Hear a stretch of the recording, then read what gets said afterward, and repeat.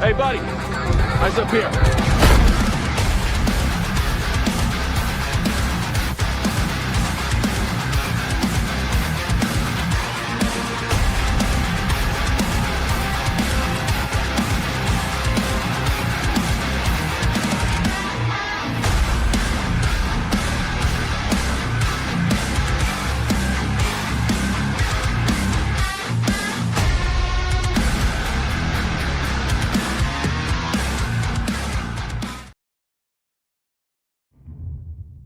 For most of our nation's history, two things have been considered too impolite to ask about: religion and medical history. So why then should I be forced to disclose that I've been bitten by a zombie when I don't want to and would rather pretend things are completely fine? Fear-mongering leftists will tell you that the zombie virus has a 100% mortality rate, when research shows that most people who get infected actually make a full recovery and come back to life with the strength of 10 men. Postmodernist Democrats love to proclaim, "my body, my choice." But when poor Bryson made the choice to conceal his zombie bite, the so-called tolerant left treated him with open hostility and dome blasted him with a crossbow. All because they couldn't tolerate someone with different opinions. So what should you do the next time a cultural Marxist asks you to roll up your sleeve and dramatically reveal your festering zombie bite to the group? Nothing. After all, it was the great Ayn Rand who said, "Stop it. I don't have to answer that question. If you don't stop asking me, I'm gonna freak out." So the next time you're raiding an abandoned gun store and a zombie bites you, just remember to...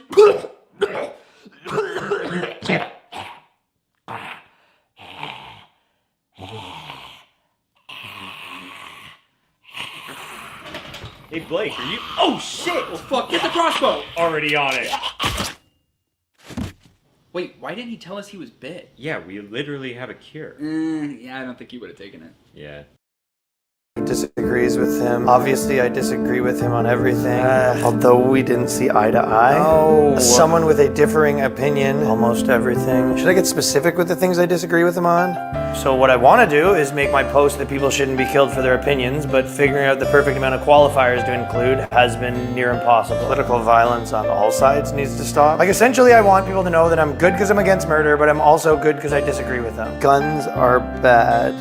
It's something that says, I care, I have empathy, but also if you disagree with them on anything, that's none of my business, you know? Like, well, I don't know, do we know anyone with empathy? What did they post? Although I disagree with them on 90% of things, to 99% of things. Did I wait too long, even? I mean, I'm not touching Israel stuff with a 10-foot pole. Now the right's figured out how to get people fired too, which is adding another layer of complication. Why don't you post what you actually think? Why don't you grow the f*** up? What are you, retarded? The goal of social media is to say the least amount possible while also not saying something when you're supposed to say something. Why don't you talk to me when you understand social media? Like, I wanted to feel compassionate. This fitness influencer went with all this evil makes me sick. That's kind of pretty good, I guess. Sort of. No, she's getting crushed. Mitchell Robinson just said he feels bad for the family and he's getting killed. Kristen Chenoweth says, I'm so upset, didn't always agree with him, but appreciated some perspectives. She's in a shitstorm right now, even though I think he's bad news. No! You know, it's times like this I question if I even... Really stupid to believe that just because Trump won the election, that all of a sudden everyone out here that believes in diversity, equity, inclusion, loving their fellow people, like you would have to be really stupid to believe that that would vanish and disappear, that people would just change everything about how they feel, when it comes to society because of this. That's really stupidity. Like, I'm under no disillusion that all of the things that Trump represents that are negative in the world would vanish if Trump were no longer president. That would be stupid. Those things would still exist. So for him to act like, oh, well, we don't know, will it ever come back? Will it rebrand? Like, it's never going away, man. It's never going away. And you could keep trying to sell that to your viewers, and they might want to believe it because they need like a pacifier or a baby bottle or something. But the reality is it's just not going away. It's people that are good people that care about other human beings are not going to change their opinions on that because you guys got a W.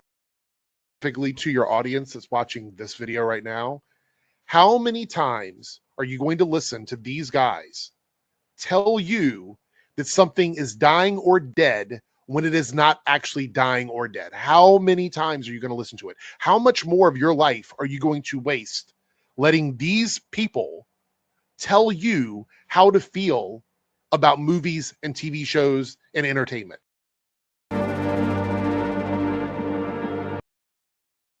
Like, basically, the thing that I think is different between fandom and anti-fandom is empathy. You know, the ability to put yourself in somebody else's shoes, to identify with their suffering, even you know, their suffering, their struggles, even if you don't relate to it, right? Like, these types of people, and this is what I think the deal is on the right generally, is they just struggle and sometimes just can't identify with perspectives that aren't their own. And it's really as simple as that. And they'll do anything to kind of maintain that. Anyway. I can't stand the word empathy, actually. I think empathy is a made-up New Age term that does a lot of damage. You're with Moms for Liberty, so you're telling me there's a new threat besides gender ideology, besides critical race theory. What's this third one? So social emotional learning is basically the Trojan horse that allows critical race theory, that allows the critical queer theory, teaching our kids how to feel, teaching them about their feeling. Rather than parents paying for a therapist for their children, they let the teachers do it at school. They talk about their feelings? They talk about their feelings all the time, or they'll say, it's called formative conversations, and they'll say, so how can we show empathy? Let's say that we have... So teaching, so empathy? Okay, so it's the word, let's say they have a word of the week. And the word of the week at my child's school was empathy. And the word, and the teacher started talking, how can we show empathy? And then she says, if you have a friend...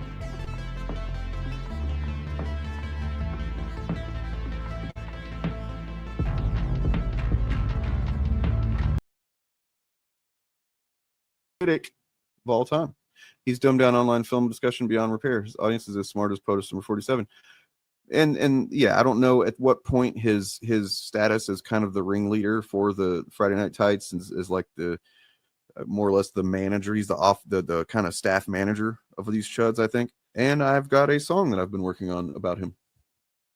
It's about him and other grifters as well, but it's like generally like a lot of the references in it, they refer to Nerdrotic, but there's other references as well. It is kind of a diss track, yeah, it is.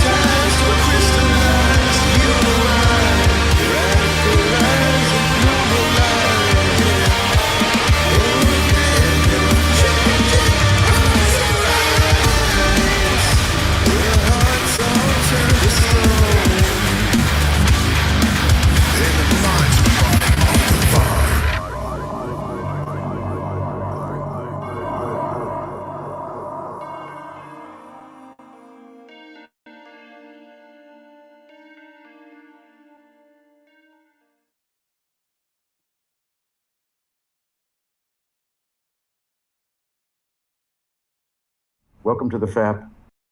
Nancy used to do that for me. Handsy Nancy, I called her.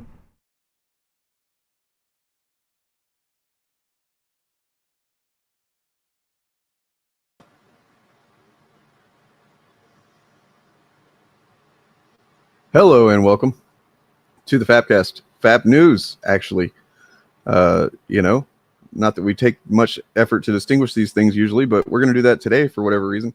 Hey, Morgan. Hey, it's me. Bob. Hello, hello.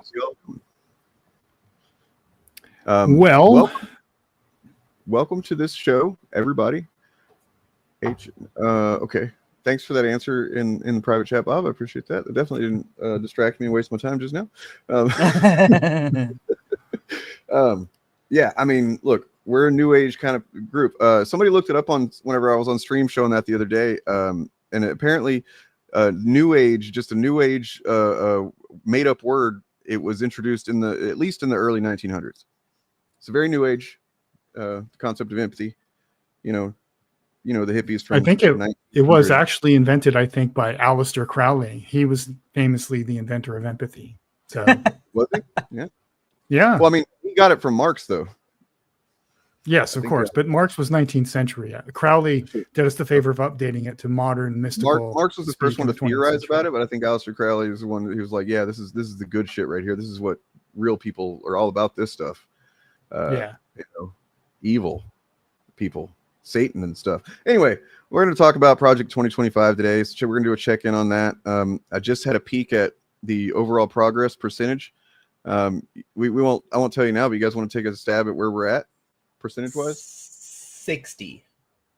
You say 60? I'm gonna say north of 50%, but I don't want to get more specific than that. Okay. Well, all right.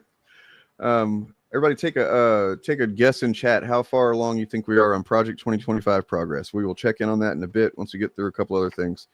Yeah, but let us know where you think we're at based on what you've seen. Empathy is just woke with an actual definition. Yeah, pretty much. Pretty much. Yeah, so what do we got today? We're gonna this real quick. I wanted to show this short. Okay, I'm going to save these as they come in so we can look at them later. 33% there. This short is from my channel from I don't know, like before the election for sure. And I just wanted to show it in context of things. Any solution to our cultural and political problems through the political system, and that perhaps it's time to look to older systems, strongman, monarchy, even dictator. The right is doing every single fucking thing they've been accusing the left of doing, which is really, they typically just mean like goddamn Democrats, for years. They're doing it all. They've been doing it all. They've been saying that the left wants to fucking take away democracy. They want to end fucking America as we know it, end freedoms. I have never seen the third most popular fucking left wing, even Democrat fucking aligned media outlet having a fucking sit down conversation about ending democracy. Man, Daily Wire is about the third most popular after like Newsmax and Fox News. These guys are essentially mainstream. They're talking about ending fucking democracy, man. To whatever limited, broken, fucking flawed, degree that we have it, right? Like, I'm not sitting here saying we got perfect democracy. We don't. We got some, and some's better than none, I'd say. So, maybe a little bit, I don't know if people didn't understand why I was so alarmed by that whenever that happened, but I was pretty alarmed. And now, sadly, that alarm has been warranted. Nothing to see here. This is fine. We're all fine. Yeah, we're doing great. Oh, you did a survey. Cool. Yeah, I put up There's a survey in chat. You guys want to do this officially? Yep. We'll do a democracy here. Yeah, because we're all about that. That's kind of old fashioned, but this evil traitor son of a bitch. This infiltrator on screen on Bob's avatar there. You look like someone I know. Are you related to that Sauron guy? I feel like you No. am. Why no? It is I, Halbrand. Have you guys seen that? Southlands. You guys seen that habituation room video about I think you maybe shared it, Bob. The Lord of the Rings. Why the right is so obsessed with it. It's a good video. I have that open on a tab, and I have not gotten to it yet. Like it just like things keep pushing it off, and I'm like, gimme. It's a banger. I mean, yeah. Francesca Fiorentini is usually pretty much of a banger on everything, but her Lord of the Rings take is. I thought you were just going to stop. Banger. She's usually pretty, and I'll be like, yeah, that's true. Also that. Anyways, yep. That was my my Chud song. Out of really a dozen songs that I've been working on, that's the only one that's just directly about Chuds, believe it or not. Let's see. Where are we going to go first? I do like the lyrics. That I like how you started it all with "If I were a cynical man," you know, because. Yeah, I mean, it generally mostly is obviously references Nerdrotic, but that in particular comes from Critical Drinker. That's, or at least I'm sure that other people have said it, but I mean, he's the one that says it enough that I've noticed it, and it pisses me off when he does it because it always follows his actual opinions. Right. Yeah. Yes. If I were a cynical man, I would believe these very the thing I'm about to say is, yeah, because he's a very cynical person. And that's the dummy's guide to understanding Critical Drinker right there. All you need to know is every time he says, "If I were a cynical man," he's about to tell you what he really thinks. Because he is. That's 100% of his content right there. Hey, low watermark. Thank you, man. I appreciate that. I know it's not going to be your favorite still. It's not better than the other one that you like. You already told me that the other one doesn't beat that one. That's fine. I appreciate it.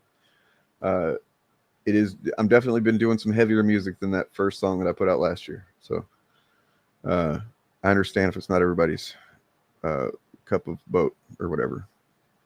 Cup of boat. Yeah, you know, if it doesn't float your tea. I don't know. Sure. Okay. So I was thinking about this. I shared this in the Discord and showed you. And then I realized that maybe that they wouldn't have done this if they would have had any idea what was going to be happening. I'm talking about Marvel and the Ultimates. The newest issue of Ultimates, like this seems a little bit like you can tell Chuds don't read comics, is what I'm gonna say, because if they did, they would be talking about this issue, and they would be really upset about it. Their spaghetti would be very upsetty. Their spaghetti would be upsetty all over the place. Just like that guy's face. In a mainstream Marvel title, hopefully they don't fucking jump off of this stream and make it about, do their grift now. But, it's also kind of it's pretty neat. That's all I'll say.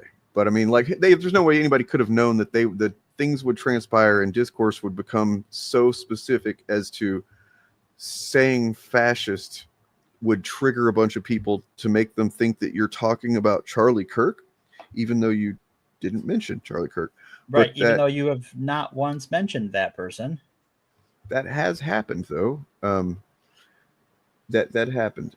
We've talked about it a couple times, different angles with Nerdrotic in particular, but then, all of them have done it, reacted to that Indiana Jones video game clip from Bethesda. Yep. That is literally just a 9-second clip of, it's first person kind of thing. And there's a cat, and he goes over to the cat, and he pets the cat, and he says, "You don't care about those fascists, do you?" Good kitty. I'll pull it up so we can see it because we got the. That's literally all it is. And Bethesda posted that, I think, a day or two after the murder of Charlie Kirk. So it was actually part of a series of posts they made because they have the new DLC for their Indiana Jones game that came out. So the game came out late last year, and now it's a wave of DLC support came out for it. And so to promote that, they've been playing clips from it just on their various social media accounts. And this was one of them because it turns out Indiana Jones, I don't know if you've spoilers for movies from the 80s that all these guys say they like. He shoots and hates and hits a lot of Nazis and knocks them into airplane propellers and exploding or lets them motorcycles. Just ducks and just lets them stand there as an airplane propeller. Three of his 5 movies are all about him punching and otherwise unaliving Nazis. Doesn't he literally say, "I hate those guys" or something like that? Like, I hate he Nazis. Does. Nazis. So much for the tolerant left. Right. But so they have made this all all about Charlie It's Kirk, a campaign, and they you know, the reason they're doing it in the short term, I suppose, is because there was apparently some executive, allegedly, I haven't seen it myself, might not have happened, I don't know, some Bethesda person high up that tweeted something about Charlie Kirk dying that they call celebratory. As we've looked at on Live AF a couple times, there's some iffy criteria for what they would call celebration. You know, like people just going, yeah, I don't care, or, well, you know, he did say some shit that would piss people off, that kind of thing, they consider celebration. Oh, we have a super chat, gentlemen. Yeah, I saw that. Wow. Super Jones Bros. Nerdrotic has Super gone Jones turbo Bros. political because his Disney grip is drying up. F&T won't disappear tomorrow, but it's clear they're struggling for. Yeah, I mean, yes, as Eric Debunks has covered quite a bit. You know, he's looked more at the numbers than I have, and I mean, if you just look at the fact that Nerdrotic hit 1 million subscribers last year, I think it was, and he was, you know, at that point he was trekking up pretty well, and he's like at what, 1.3 million or something like that, and it's just you would you know, look, I'm never going to have anywhere near that many subscribers. Okay, I also won't have that much of a dead audience base either. Because there's a website you can go to check and see how many, like, how much of a channel's subscribers are just kind of like inactive, and his is quite low. Yeah. Although I will point out, as you have pointed out before, I think that Nerdrotic doesn't care. He got what he wanted. Yeah. He's going to tighten his belts for a while if he needs to. Him and Critical Drinker will probably be able to ride out the storm. Their subscriber base is big enough. The rest of them will get shaved off and go down with the ship or whatever, but this is what they wanted. So yeah, they've got the relevance they wanted. It's not that they're not relevant anymore. It's just that now that their audience has what they want, they don't need Nerdrotic to tell them all of their stupid, bigoted things. Now they have the president of the United States telling them that. So, you know, warning for the R slur. There it is. It says just. So this, I just saw this a little while ago. This is something that Critical Drinker seems to do a lot, where he just sees something. It's like, that helps my narrative. That goes in on my agenda, and he just shares it, and then it ends up being community noted as being a fake thing or being misleading. And, you know, I guess. Well, and of course, it's two ladies in uniform. It's not two guys. But I mean, this is just like such a perfect little micro example of how they all operate, where they're, you know, as we're going to talk about, I think they take an anecdote, a specific example of something, and they blow it up to be, you know, this is not just these fandom chuds either. This is the right. It's all. This is the right. The fandom chuds and the right. I mean, they've been copying each other's homework for, I mean, going on a decade now. I mean, as I've been saying pretty much since the start of my channel, it's just an extension of that. That's all this anti-fandom stuff has really ever been. Yeah, is the fandom arm of the encroaching fascism, and now that, ironically, now that we're kind of here at the beginning of it, I suppose their channels are not doing well because, you know, they need to have that feeling of being the underdog who's like also kicking the ass of the enemy. And now I feel like it's just like they already feel like they've won, I guess. And I don't know. It's confusing. Well, I think their audience feels like they won. So the audience no longer needs the validation of being a fascist swine from small channels. They've got the president and the entire legacy media telling them what Nerdrotic used to be the only one telling them. So, and that's why these guys are going so hard on this post Kirk cancel campaign, because that gets the audience engaged again. Right. Yeah. It gets people excited. It gets their fans go, oh yeah, let's fucking cancel all the people that wanted to cancel us because it's our turn now, and because we don't have any real standards or principles. Well, and never mind that all of the quote unquote cancellations that they are all upset about in the past, were usually for cause firings. Like someone, it wasn't just like, oh, you expressed an opinion. No, you did something shitty. You were shitty in the workplace. You were disruptive in the workplace. You were, at a minimum, right? That's the low. Like, if I'm being the most charitable to those people. I mean, it's what, like things like harassed coworkers jerking off in front of multiple female comics that he had brought on the road with him. You know, was one of the early examples.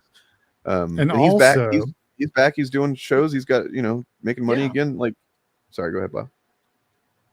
Also, none of those firings, even if they were just for quote unquote having an opinion, none of them were carried out at the behest of the Biden administration or any other government agency. Right. Putting That's pressure the thing on them. Absolutely. Let me actually have something to illustrate that's how they think. Let me find it real quick. But well, these are the same people who think that Obama caused the 2008 financial crisis. They don't have an understanding of how the time dimension works. And they think that, president just determines how much gas is. Right. Yeah. Except unless it's Trump that's in office and gas is expensive, then it's because of a bunch of convoluted bullshit. Right. It's still Biden's fault. That's what blows my mind the most. They're still trying to blame all of this shit on lingering effects of the Biden administration. Yeah. And you got to ask, at what point is it your responsibility, dude? I'm going to be laughing real hard whenever we're in Trump, I don't know, administration, the fifth or sixth one, and they're still doing that. I'm going to be laughing really hard. Well, I mean, basically up until COVID, where he literally couldn't blame Obama for it. He blamed Obama for every little thing. They're blaming Biden right now for the lockdowns that they hated. Right, which were done by Biden. Were done by Trump. Trump, yeah. Yeah, that was Trump. They blame Trump Biden gave for us that. the COVID vaccine, by the way. Their goldfish memory is COVID was woke and Biden is woke, so it that was must be Biden's Biden. fault. Yeah. Yep. That's it. Yeah, the state Republicans pushed Trump to the right on that. Yeah. I mean, we all lived through it. I remember we were all stuck at home and had nothing to do. So I was paying attention to the news, and Trump was originally, I was quite surprised. Yeah. By his position, because he was saying shit like, we need to give people a big bonus for the stimmy check. He was saying, I want to see a big number. I want to see $2,000 or more, something like that. And he was saying, we need to all work together and act like I'm a wartime president and get this COVID thing under control. And I was like, okay, sir, you have my attention. Right. And then they slowly dragged him to the right with their nonsense about injecting bleach and because he's just dumb. He'll just do whatever people in front of him tell him to do. Well, he was doing everything right, and then he just started slowly abandoning all of it. He can't help but kind of get in his own way. As a matter of fact, to illustrate that point, I have a truth. I think they're called a truth, except this time it's actually a truth on accident. Oops, did he tell the truth? His Truth Social platform, right? So he truthed what seems to have he intended to be a text, and it reveals some stuff. Do you want me to do a live reading? Sure. Yeah. Pam, I have reviewed over 30 statements and posts saying that essentially same old story as last time. All talk, no action. Nothing is being done. What about Comey? Adam Shifty Schiff, Letitia, ? They're all guilty as hell, but nothing is going to be done.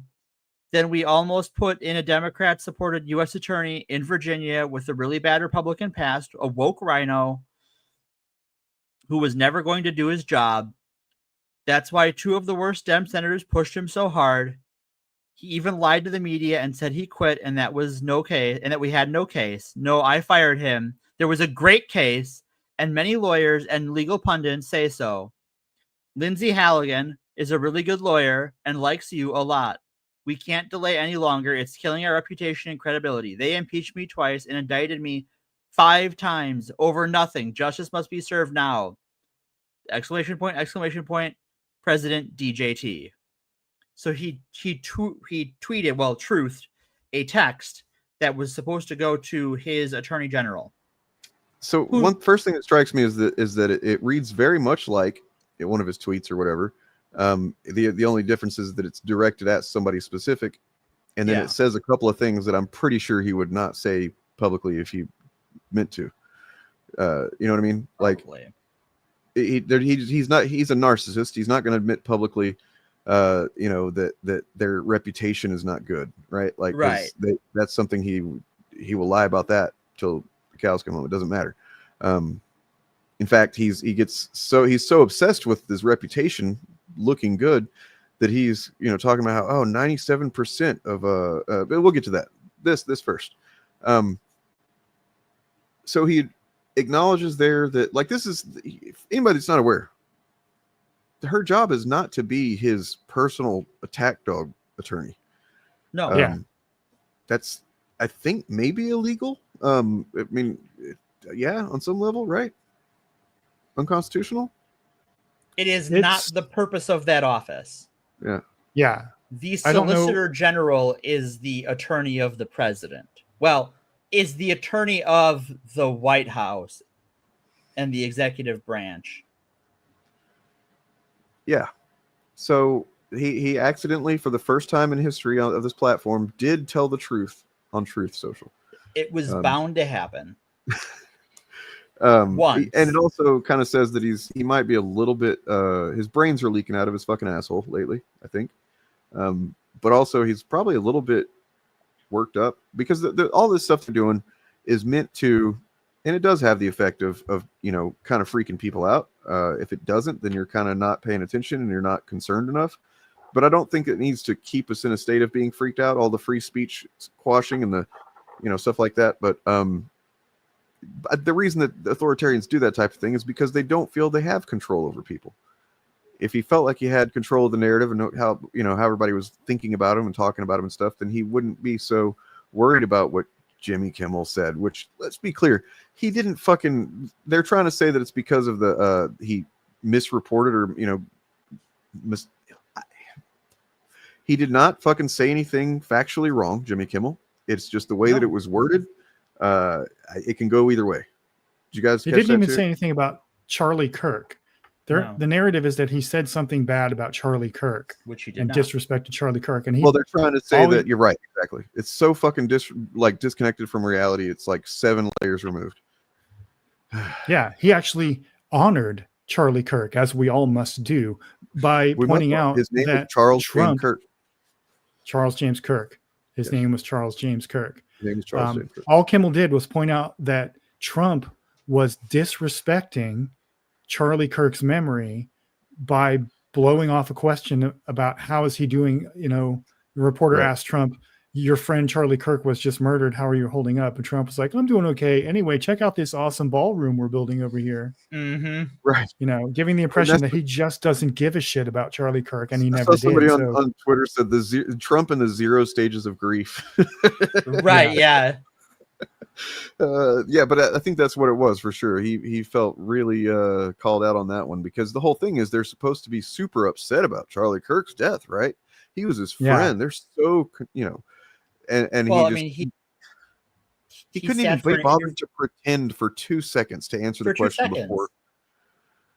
He did an interview he sat for a Fox interview a couple of days ago, and holy shit. It's like he didn't even know who Charlie Kirk was. He has forgotten this guy completely. Yeah.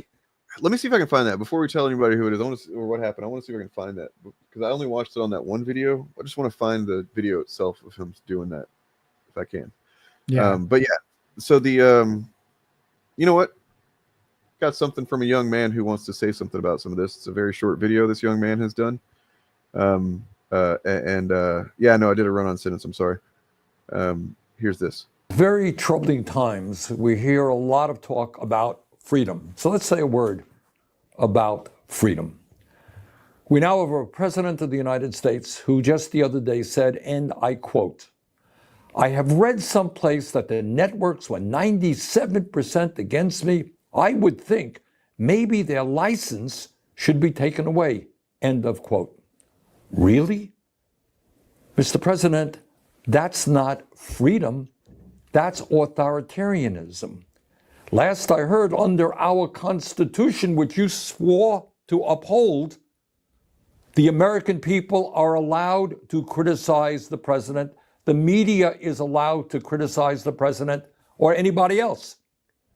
We now have a Trump-appointed Federal Communications Commissioner, FCC, named Mr. Carr, who celebrated getting Jimmy Kimmel taken off the air and then threatened other shows saying, "We're not done yet."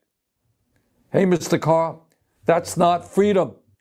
That's precisely what happens in authoritarian societies. So let us be honest, let's be clear about what is going on. Trump has sued and tried to intimidate ABC, CBS, the Associated Press, PBS, cut their funding, NPR, cut their funding, anybody who covers him critically. And just the other day, he filed a $15 billion lawsuit against the New York Times. They got Stephen Colbert off the air. They got Jimmy Kimmel off the air. And we are seeing Trump's friends now take over CBS and maybe CNN. Freedom of the press and our First Amendment is what sets us apart from tin pot dictatorships. That's what our kids learn in the 4th grade. But apparently that is not the case anymore. What's going on right now sounds more like Vladimir Putin's Russia.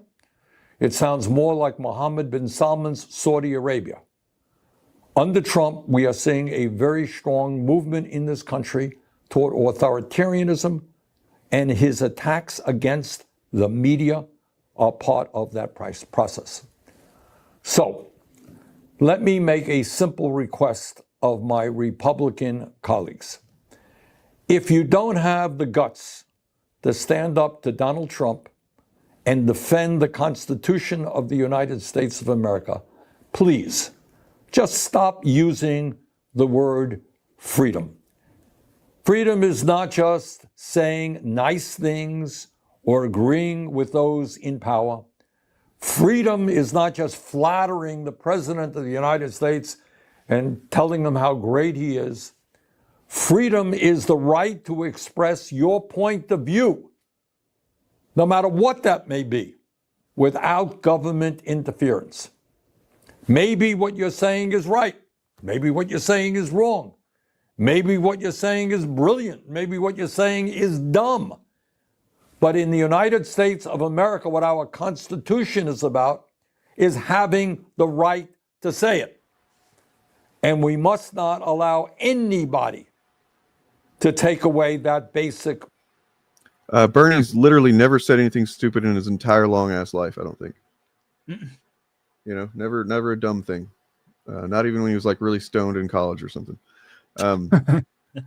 I would be willing to bet he said many dumb things. They just haven't been on camera because he said them before social media was a thing. Probably. If it didn't happen on camera, it didn't happen, right? Yeah. Sure. Exactly. That's the rule now. Okay, so yeah, Bernie's based. Everything he's saying here, I think, is generally, I think we all intuit this to be true. But it's good to hear him confirm and validate these things. I do have one nit to pick with this strapping young buck, though. Yeah, what's the deal? His rhetoric and the rhetoric of the Democratic Party generally is talking as if the Constitution is still in effect or has any power in our society, and it does not. We all just need to get on the same page and understand that authoritarianism is here. Yeah, but I think the reason that I saw somebody say this about on Bluesky. A lawyer had said that, you know, it's pretty shitty that whenever a lawyer posts something about this thing that the administration is doing is illegal, and somebody needs to hold them to account, that people inevitably respond like, you know, oh, well, what does it matter? Nobody's going to do anything anymore, blah, blah. It's like, that may be true at this point, but it's still important to, you know, make it known and to keep a record kind of thing. And that actually got me to claim up some of my cynicism, because I'd been seeing, you know, like in the stuff about the FCC, they're saying, well, when you know, there's these legal things that they're doing, there are the illegal things that Carr did, Brenda Carr, as I call him now. Brenda Carr's doing this, it's unconstitutional, blah, blah. Why are you calling him Brenda Carr? Because I accidentally said it one time and I just figured it's fun to go with it. No. You know, so yeah, and I had that cynical response of like, yeah, what does that matter anymore?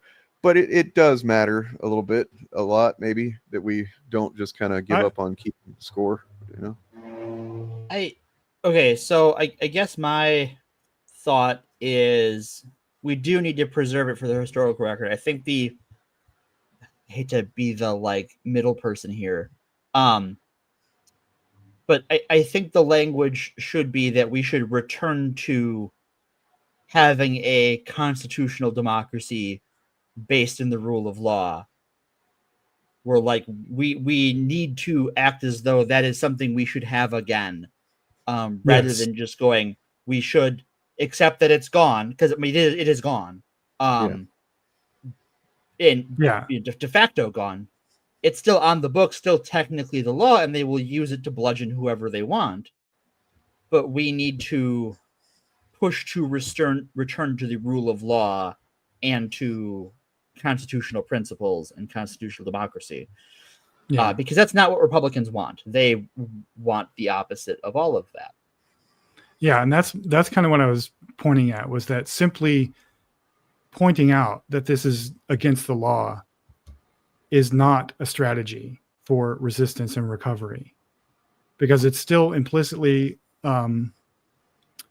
asserting the idea that Republicans and Democrats agree that we should have rule of law. It's still giving Republicans the benefit of the doubt, which they do not deserve anymore. And I think it's misreading the motives. Like Morgan kind of alluded to, how this movement, the Republican Party, is now completely MAGA all the way down. It is not motivated in any way by a concern for liberal democracy or Enlightenment values or secular government or any of that. And appealing to those values when talking to them will fail every time. Right. So it's important to point out this is all illegal, but that's the beginning of a conversation, not the end of one. All the Democrats seem to be acting like it's the end of the conversation. If you're on social media trying to engage with MAGA people and explain to them why what they're doing is unconstitutional or illegal or even just immoral or whatever, don't do that. You're wasting your time and energy. Don't do that. Yeah. It is at this point beyond that. Maybe we should have stopped doing it a long time ago. I don't know, but yeah, if you're going to interact with MAGA people at all online, my best advice is to troll them. Yeah, something like this. Yeah. That's good. You do something like that. Just meme them. Look, these are guys that they can take memes, right? They can take a joke. They love that shit. No, they cannot. That's the thing, is that like there was someone I was interacting with on the internets, and they were accusing every post by a person on the left of being sympathetic towards Charlie Kirk's alleged murderer or cheering Charlie Kirk's murderer. And I'm like, hey, it seems like you really keep accusing everyone you come across of doing this murder, of being involved in this murder. I think you did it, and you're trying to throw us off the trail. Yes. Yeah. Yep. I mean, look, they probably would think this to distract. They probably think this right here that I'm about to show is somehow like, I don't know, against Charlie Kirk's or supportive of his murder. I'm always the liar. I'm always at fault. I'm the betrayer. I'm the double crosser. I'm always the freaking scumbag. It's like, get over yourselves, guys. Like, you're a little bit. Look, by the way, I announced on Friday that the moratorium is over. And I like I said then, I would have been willing to extend the kindness and like the not being shitty about his death, had it not become just so fucking obvious that most of the people that have been weaponizing, I mean, they've been weaponizing it, and that they probably don't seem to actually give a shit. The fact that they don't give a shit about who actually killed him shows that on its own. Right. And they didn't even give a shit that he was killed. No one complaining about Charlie Kirk actually gives a shit about him. None of them. Like I said Friday, I will believe his wife does, and maybe his wife does. Yeah, and she's about to go Daenerys Targaryen on all our asses, and so probably. And they're already transvestigating her too, by the way. That does not. I mean, they were transvestigating him. Why not her? Yeah. Oh well, by the way, I saw a video, a clip of the two of them whenever he had her on the show not too long ago, and they introduced her by saying that she is more conservative than him. And I was like, what does that even mean? Like, he's pretty clearly just like he's a white nationalist. I'm not going to say he's a Nazi, but like, he's a white nationalist, and just like a thin, kind of neocon Tea Party kind of coat of paint on top. Yeah. What does that make her? I'll say he wasn't a Nazi because Nick Fuentes is a Nazi, and he hated Charlie Kirk for not being a Nazi. So I'm willing to grant that Charlie Kirk was not, in fact, a Nazi. And but Charlie Kirk did have he a was getting relationship with Israel, and he got some money from presumably from some Jewish folks for doing what he was doing. But the what I was going to say is what was I going to say? Oh yeah, so I said Friday they figuratively have been grabbing his corpse by the leg and just like beating people on the internet with his stiffened corpse. And then I said that image that I just conjured is still more respectful than what they have been doing with his memory. So you're not wrong. Deal with that, folks. I think that very clearly the discourse has moved on. I think they tried very hard to make it the thing. But I think this Jimmy Kimmel thing really has taken over the media attention. Yeah. And I think all of Charlie Kirk's posturing in life and all of the people memorializing him in good faith or in bad faith have talked about what a free speech warrior he was. And so that like immediately the people saying that he was this free speech were like, well, okay, now we're going to dishonor that by opposing free speech at all levels of government. Yeah. I mean, well, so they're murder is going going around to the be... word. Sorry.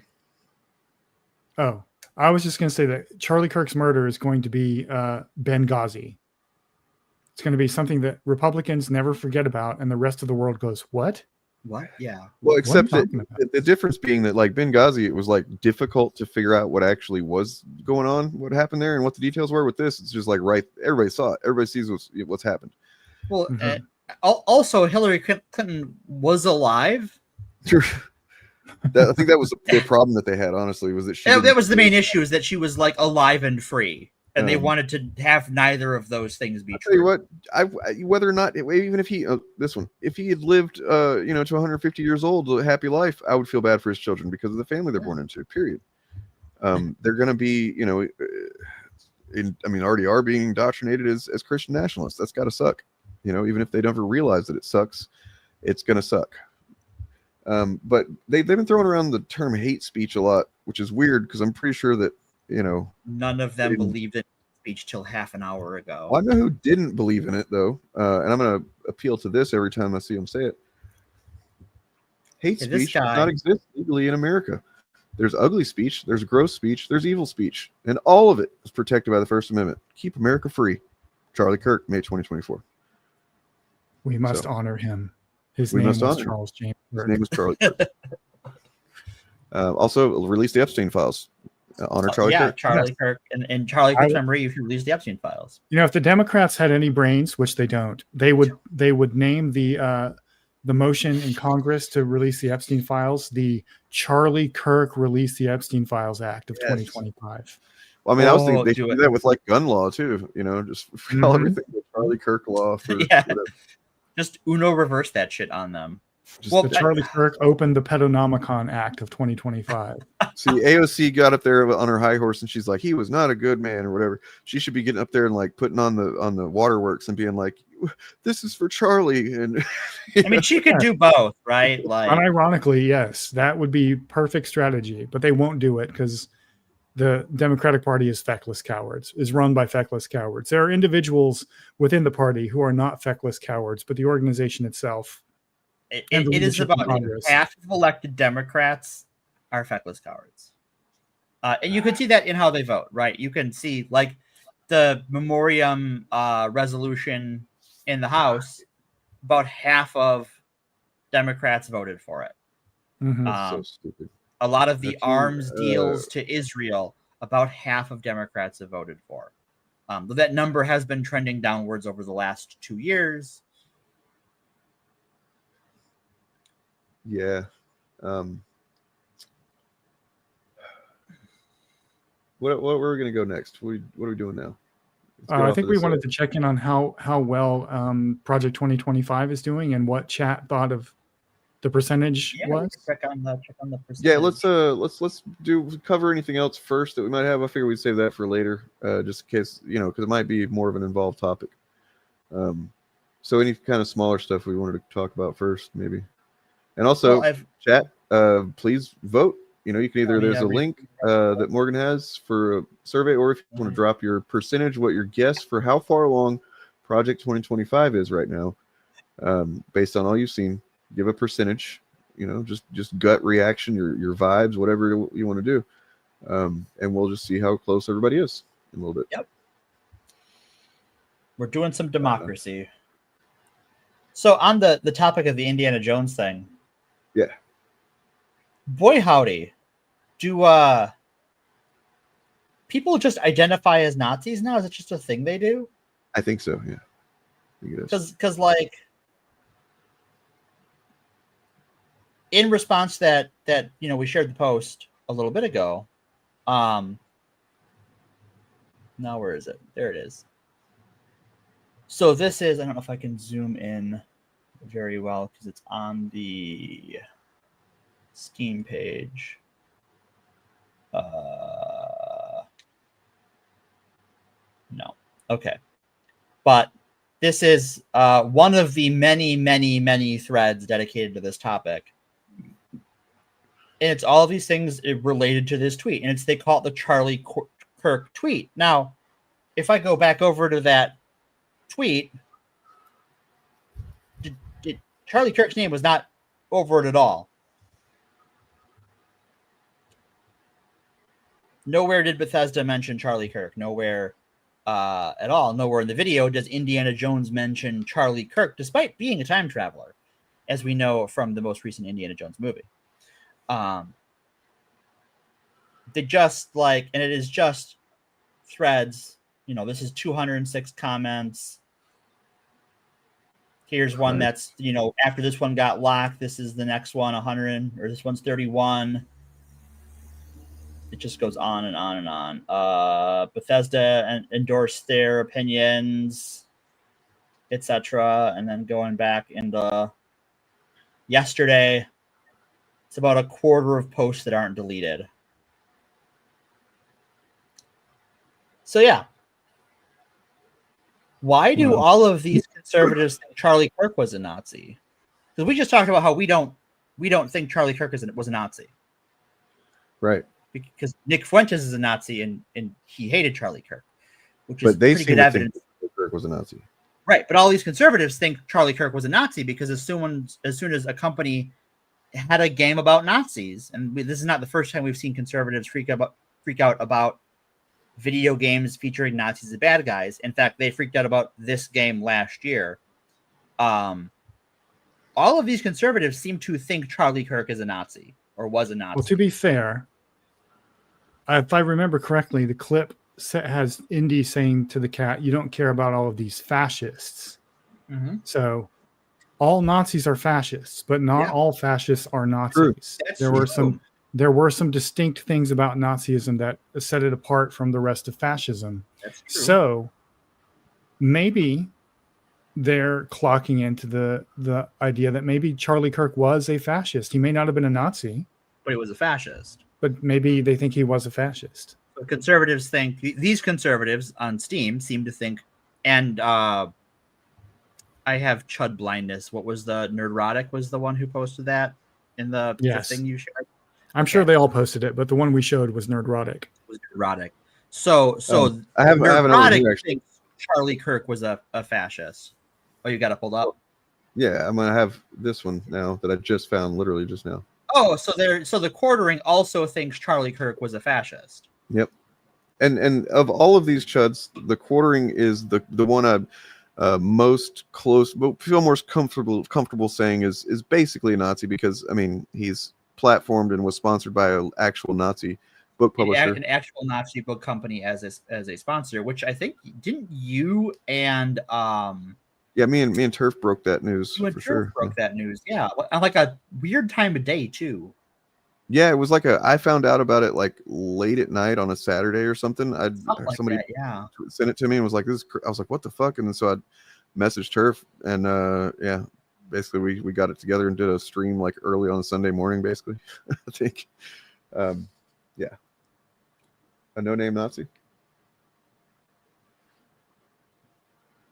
Yeah, I mean, so it occurred to me what they're trying to do, because this is a guy who he as people are now learning, infamously said MLK was a bad person and the civil rights movement was not a good thing. He was proud of saying that. There's a video where he's addressing these things that people have said about him. He's like, "Yep, that's true. Yep, that's very true. Yep." Okay, so then you see people saying, I saw someone, who was it? Fuck, I forget. Somebody was saying that we should stop calling him an activist and start calling him a civil rights leader, Charlie Kirk. And so they're trying to literally great replacement MLK with Charlie Kirk in terms of history and civil rights. So, yeah. I think what's really telling, and this was the final clue for me that the Charlie Kirk discourse had run its course, was that in the aftermath of the Kimmel thing, the Sinclair, which is the company that owns a bunch of broadcast television stations, said they were going to replace Jimmy Kimmel's slot, I believe on Friday, with a Charlie Kirk documentary. They pulled it before it went to air. Too bad. Darn. Because, and it's up on YouTube. You can look it up. It's on YouTube. They put it on one of their YouTube channels. And it is just kind of just news clips like about him getting shot, like not talking about the person, Charlie Kirk, because you can't. You can't sell him as this civil rights leader and this holier than thou martyr and play what he said at the same time. Yeah. It's a little too on the nose. Yeah. See, the thing that really surprised me about Charlie Kirk that I had not realized before he was killed is how curated the experience of his audience was. Yeah. Like there are people, I have them on my Facebook feed and my family. Sure. There are people who followed Charlie Kirk who have never seen these quotes. Right. They've never seen these clips of him ever. All they've ever seen of Charlie Kirk is him talking about Jesus or some, saying relatively milquetoast conservative things. And they have no idea that he ever said any of this. They genuinely don't know. Right. So when someone puts these clips in front of them, they don't believe it. They think it's AI or some other deep fake. I don't know. They just don't believe Charlie Kirk was this person. And it's just weird but at the same that's time, and also a majority of Americans had no idea who Charlie Kirk was before he was shot. I think and this now is why the administration is like pushing him as some kind of martyr, and people who had no idea who he was are learning who he was by finding all of these clips of him saying these atrocious things and going, "What? Fuck this guy." Right. And then I think they did not expect that the hill everyone would die on was Jimmy Kimmel. To be fair, neither did I. Thanks for bringing us back to that, because there was something I meant to address on Friday and I didn't. Kind of forgot because things are happening so quick. But now I remembered. So the Hollywood Reporter, the day after Wednesday, so Thursday. I think that's the day after Wednesday, right? Yeah. Yeah, typically. So Wednesday was the day that he was temporarily, potentially taken off the air. And the next day, THR, Hollywood Reporter, did they gave more detail on how the whole thing went down, exactly what happened. It wasn't as simple as, like Trump saying to, ABC or Disney, "Hey, get him off the air." It was like there was the Sinclair and the Nexstar elements of it all. Yeah. Nexstar being trying to do a merger. Which that keeps becoming a problem, where these companies just keep colliding in with each other, and then their interests in being like having any kind of backbone when it comes to standing up against fascism is of course they're going to go with the it money. Evaporates. Anyway, point being that they buried the lead, and this kind of bothered me because so the name of the article was "How Jimmy Kimmel's Suspension Went Down: Sponsor Panic, a Defiant Host, and a Painful Call." And then the blurb at top is like, Disney's Bob Iger and Dana Walden wanted to know how Kimmel was going to address the situation. Sources say he planned to defend what he said rather than kowtowing to the outrage. Disney thought that would fan the flames. And then like 5 or 6 or 7 paragraphs into this article, and I took it and I cut it and I put it right here front and center. I think that's pretty relevant. The situation became a safety issue as Disney employees saw their emails doxxed, per the first source. Some even received death threats. Disney wanted Kimmel to address the situation in a way that would take down the temperature, but what he had planned was going to fan the flames with the MAGA fan base. So we're talking about just essentially terroristic threats is what was a big element, if not the main driver of them just getting, let's fucking just take them off the air. Right? Mm-hmm. I don't know. I feel like that was under-reported, under-discussed. Hugely under. Yeah, I didn't know that. Because, look, we did a stream before the election about how MAGA is violence. Yeah, because that's what they call, like, everything they ran on the platform was the removal of other people. Yeah, the Haitians in Ohio, immigrants broadly. And by the way, the government has criminals from cities. They've been erasing the FBI statistics about political divides and violence that happens, domestic terror incidents, which is just over fucking whelmingly. Anywhere you look, they can erase it off the FBI if they want, which they have. But there's other places that have done these studies, many studies, many data sets that show repeatedly over and over again. There isn't one single. Oh wait, no, there is one now. There is one graph. Oh yes, this one. But I wasn't actually planning to get to that. Then it pops back. But I think we can... So Tim Pool created he decided, you know what? They're doing it all these data people, these statisticians and stuff. They don't know what they're doing. They don't know how to figure this shit out. I know what I'm doing because I'm Tim Pool, and I'm just like that. And so he made a graph to show us what the real numbers are. He made a graph. Oh boy.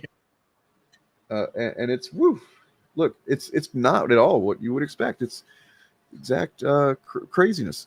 So Elon Musk says, wow. So this is the violence rates, what it looks like depending on political party. When you get rid of fringe wackos and count crime by party control, it looks a lot different. When you if you get rid of a section of people committing crimes, then the crime stats look different. Well, I mean, what he did was these are completely different data sets that he's conflating them. So he's talking about, like, what we're talking about is literal domestic, politically motivated terror. Right. And then he's taking, crime happens more in cities, which are typically run by Democrats. So there's more crime in cities, therefore Democrats are more crime people. Right. And it's like, Tim Pool, hey, more people live in cities than other places. Like, that's going to be... That's just also how that works. And it turns out, like, even the most liberal city still has a sizable conservative population. Sure. Yeah. And also the crime rate per capita, the murder rate per capita has been higher in cities in red states. Yes. For decades, and it has been in like the major. Arkansas, that's like just abysmal with every aspect of their crime and murder and stuff. Yeah. Because there was like I think Arkansas senator that was talking about Democrat cities, and it's like, dude, get your fucking house in order. They will not, because they run their political machine is based on the existence of talking about how bad cities are, so they have to keep the cities bad. Like, I don't want to think that it's as easy to figure out what's really going on as just literally just adopt the 100% certain policy that if a Republican is saying it, then it's just like definitely going to be the opposite of that. But it feels like we can just go ahead and say that. That's also, I have questions for Tim Pool about this graph. Like, is this like a graph of the party affiliation of murderers, or like they went to the people who were murdered or who killed people and said, hey, what party are you registered as? Or is this like some conglomeration of murder rates per capita, not per capita, but as you can see right there, he says, right, it's pretty clear. It's violence rates depending on political party, Bob. Right. But how does he know it's based on political party? That's what I'm... One's blue and one's red. One's bigger and one's littler. I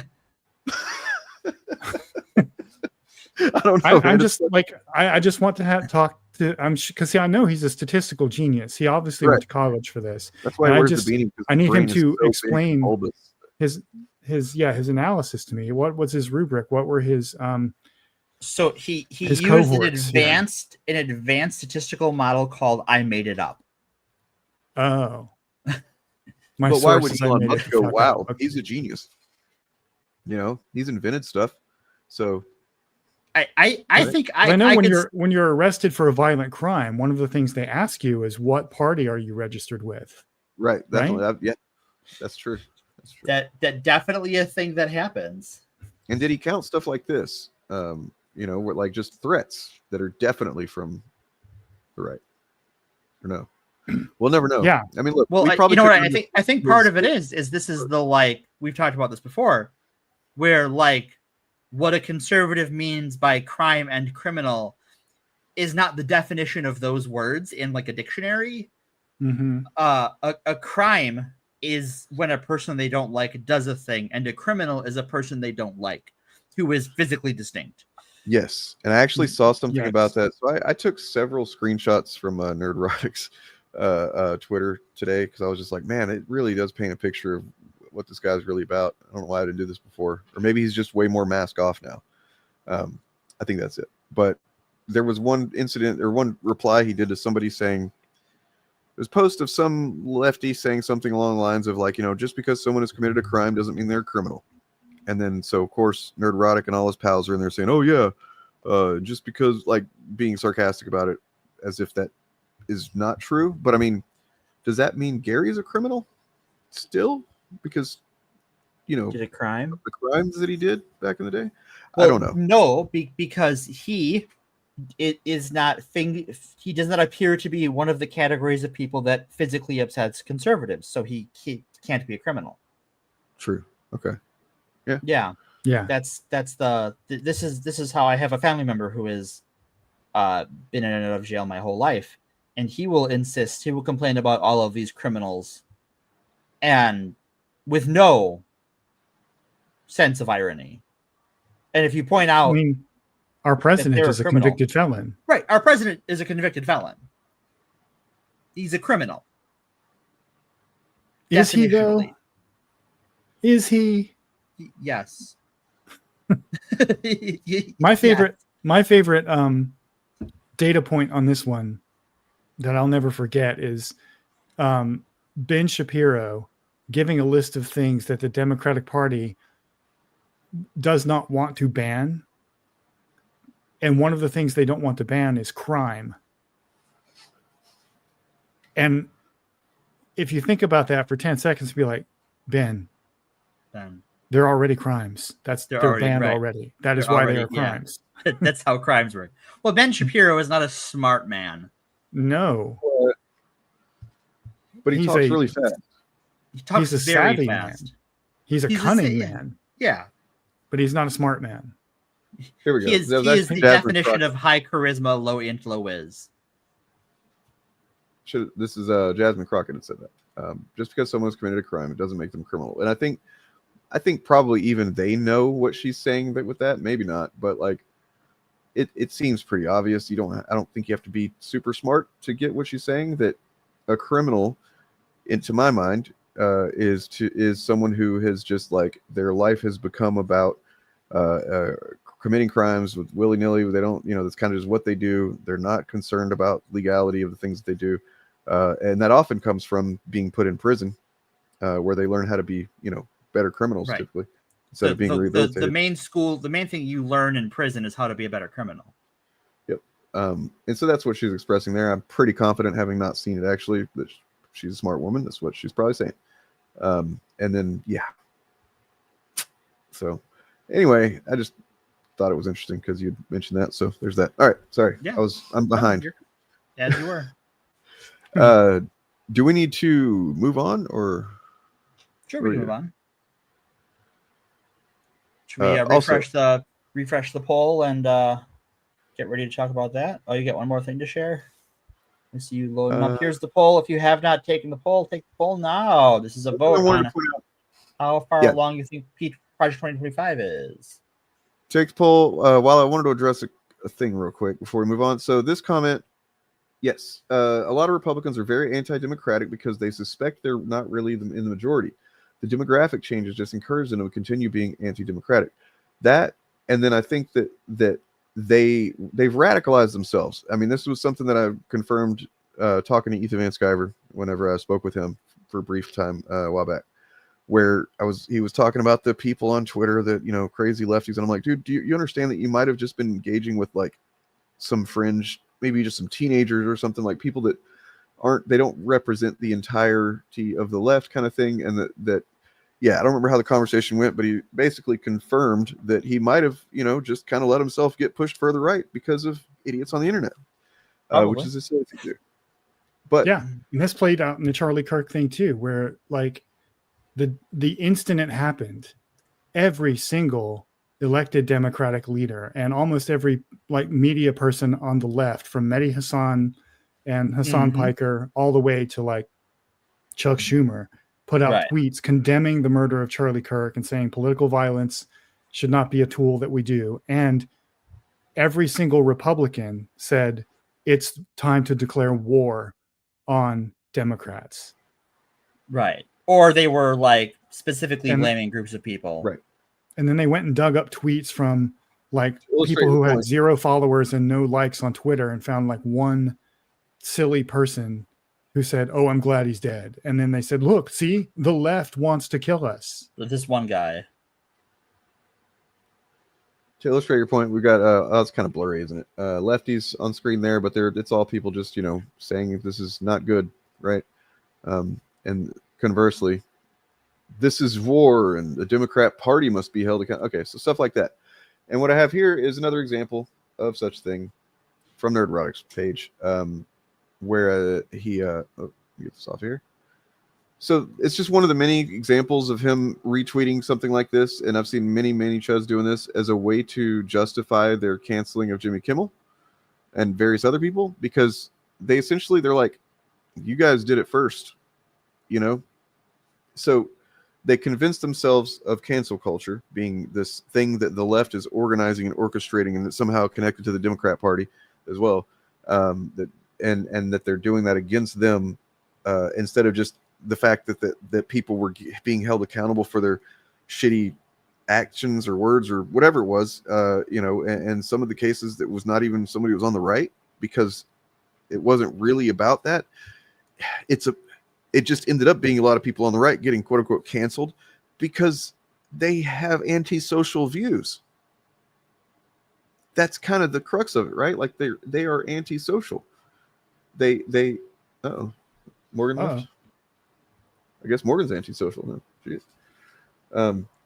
But to be MAGA, especially at this point, but really anytime, is to have antisocial, like kind of I hate to use the word because it's overused, but toxic, you know, views on society and other people, and you just lack a practiced empathy. You lack anything concern for anything outside your immediate in group. You see what I'm saying? Yeah. And not just that, but the things that in this specific case that Facebook was being asked not to put on their platform were lies about vaccines and medicine and things like that. They were spreading, they weren't doing it themselves as a platform, but they were allowing people to spread medical misinformation that endangered the lives of other people. And Zuckerberg calls being asked not to do that censorship. I've seen this meme shared a few times in the last few days. And it's like, you know, the left generally doesn't do this. Like, I mean, the one thing that we will do is if they do it first is defensive violence. Sure. But like when it comes to just them doing some shitty tactic and, you know, I don't know. I wouldn't adopt some crappy thing that they do just because it might be effective, really. I don't know. Mm-hmm. But they're just completely hand wave away any principled stance on these kinds of things. So they're like, well, you guys did it, so now we're going to do it. And it's like, wow, man, you got no fucking backbone, I guess. And even if we grant, for the sake of argument, that the left was in favor of people being fired for their personal opinions, what we never did was got the Biden administration or any other Democratic politician with power to pressure bosses to fire people. We never use the power of the government to do that. So even if you accept the claim that the left, the crazy leftists, were getting people fired for their personal opinion, that still wasn't censorship because we weren't using government power to do it like the Republicans are. And then look, this is a great example too, because they're just literally highlighting examples from the past from the people they hate the most as being why it's okay for them to do it now.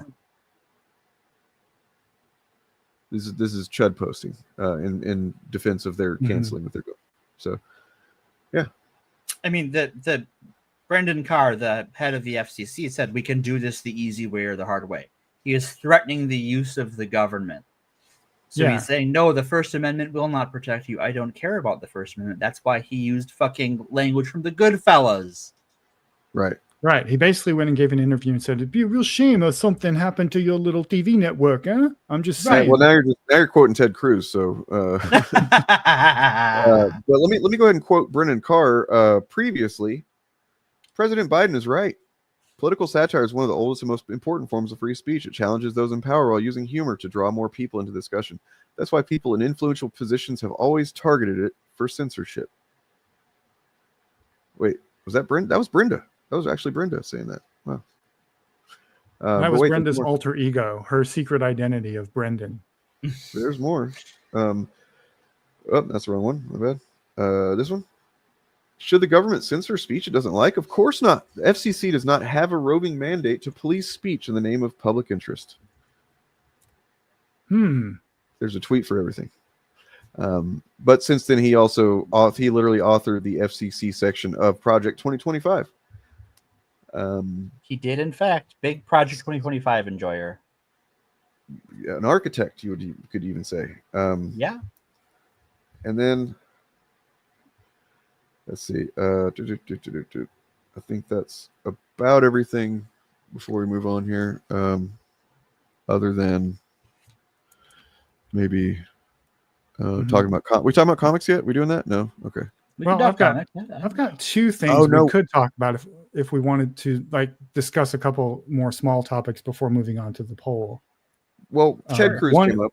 Whenever Ted Cruz gets brought up, we got to talk about Ted Cruz. Apparently, that's a rule I just made up, and we're not going to hold to it in the future. But so you're like Brandon Carr. Yes, exactly. Get in the car. I don't know. I'm trying to come up with some kind of slogan. Ted Cruz got really incensed that somebody wrote something nasty about Charlie Kirk on an overpass in Texas, I assume, and he said, "I'm going to take care of this with white paint."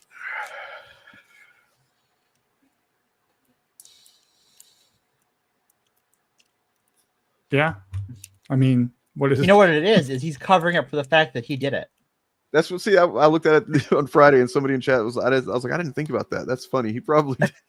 Well, his dad did kill JFK, so it runs in the family. His dad killed a lot of he's people. the Zodiac killer. Yeah. Yeah. Oh, I thought his dad was a Zodiac killer. No, he's the Zodiac killer. Don't look it up. Ted's the Zodiac killer, and his dad killed JFK. So yeah, obviously, they've got blood on their hands already. Yeah, this is canon. But this is just so fucking funny, man. Look at him. You stupid piece of shit. Well, I made it better. This is like a metaphor for Ted Cruz's whole fucking life, this thing, right? Now it looks like a giant bird shit on it. I'm going to fix it. It's one of the eagles from Lord of the Rings. It was carrying the hobbits out of Texas. You mean Mordor? Same difference. Right. Wait, you know what? That's an insult to Mordor. Yeah. The heating doesn't fail in Mordor like it does in Texas. All right. Nobody freezes to death in Mordor. Oh wait, they die a lot of other fun ways. One more transitional thing here because the FCC was just being discussed. So the law and order people. These are the people who are against street crime. They want to put street criminals in jail to make life safer for the business criminals. They're against street crime Yeah. This might be accidentally be the wrong clip, but that's okay. It's a good clip. Yeah, they're against street crime, providing that street isn't Wall Street. Yeah. And the Supreme Court decided about a year ago that it's all right to put people in jail now if we just think they're going to commit a crime. It's called preventive detention. All you got to do now is just think they're going to commit a crime. Well, if we'd have known this shit 7 or 8 years ago, we could have put a bunch of these Republican motherfuckers directly into prison.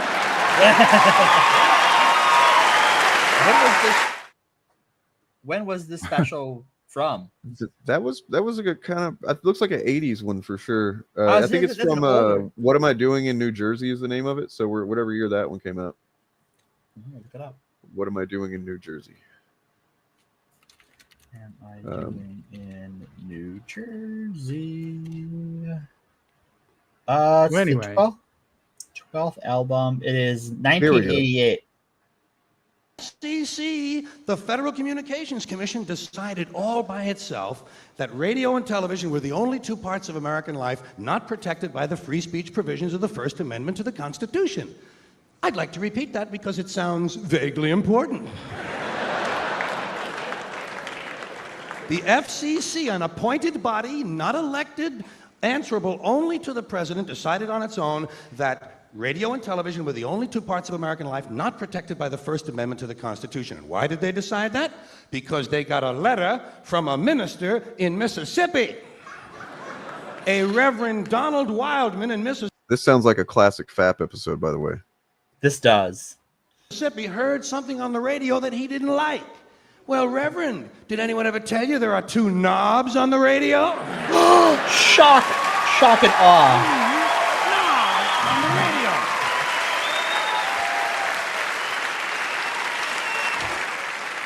Of course, I'm sure the Reverend isn't that comfortable with anything that has two knobs on.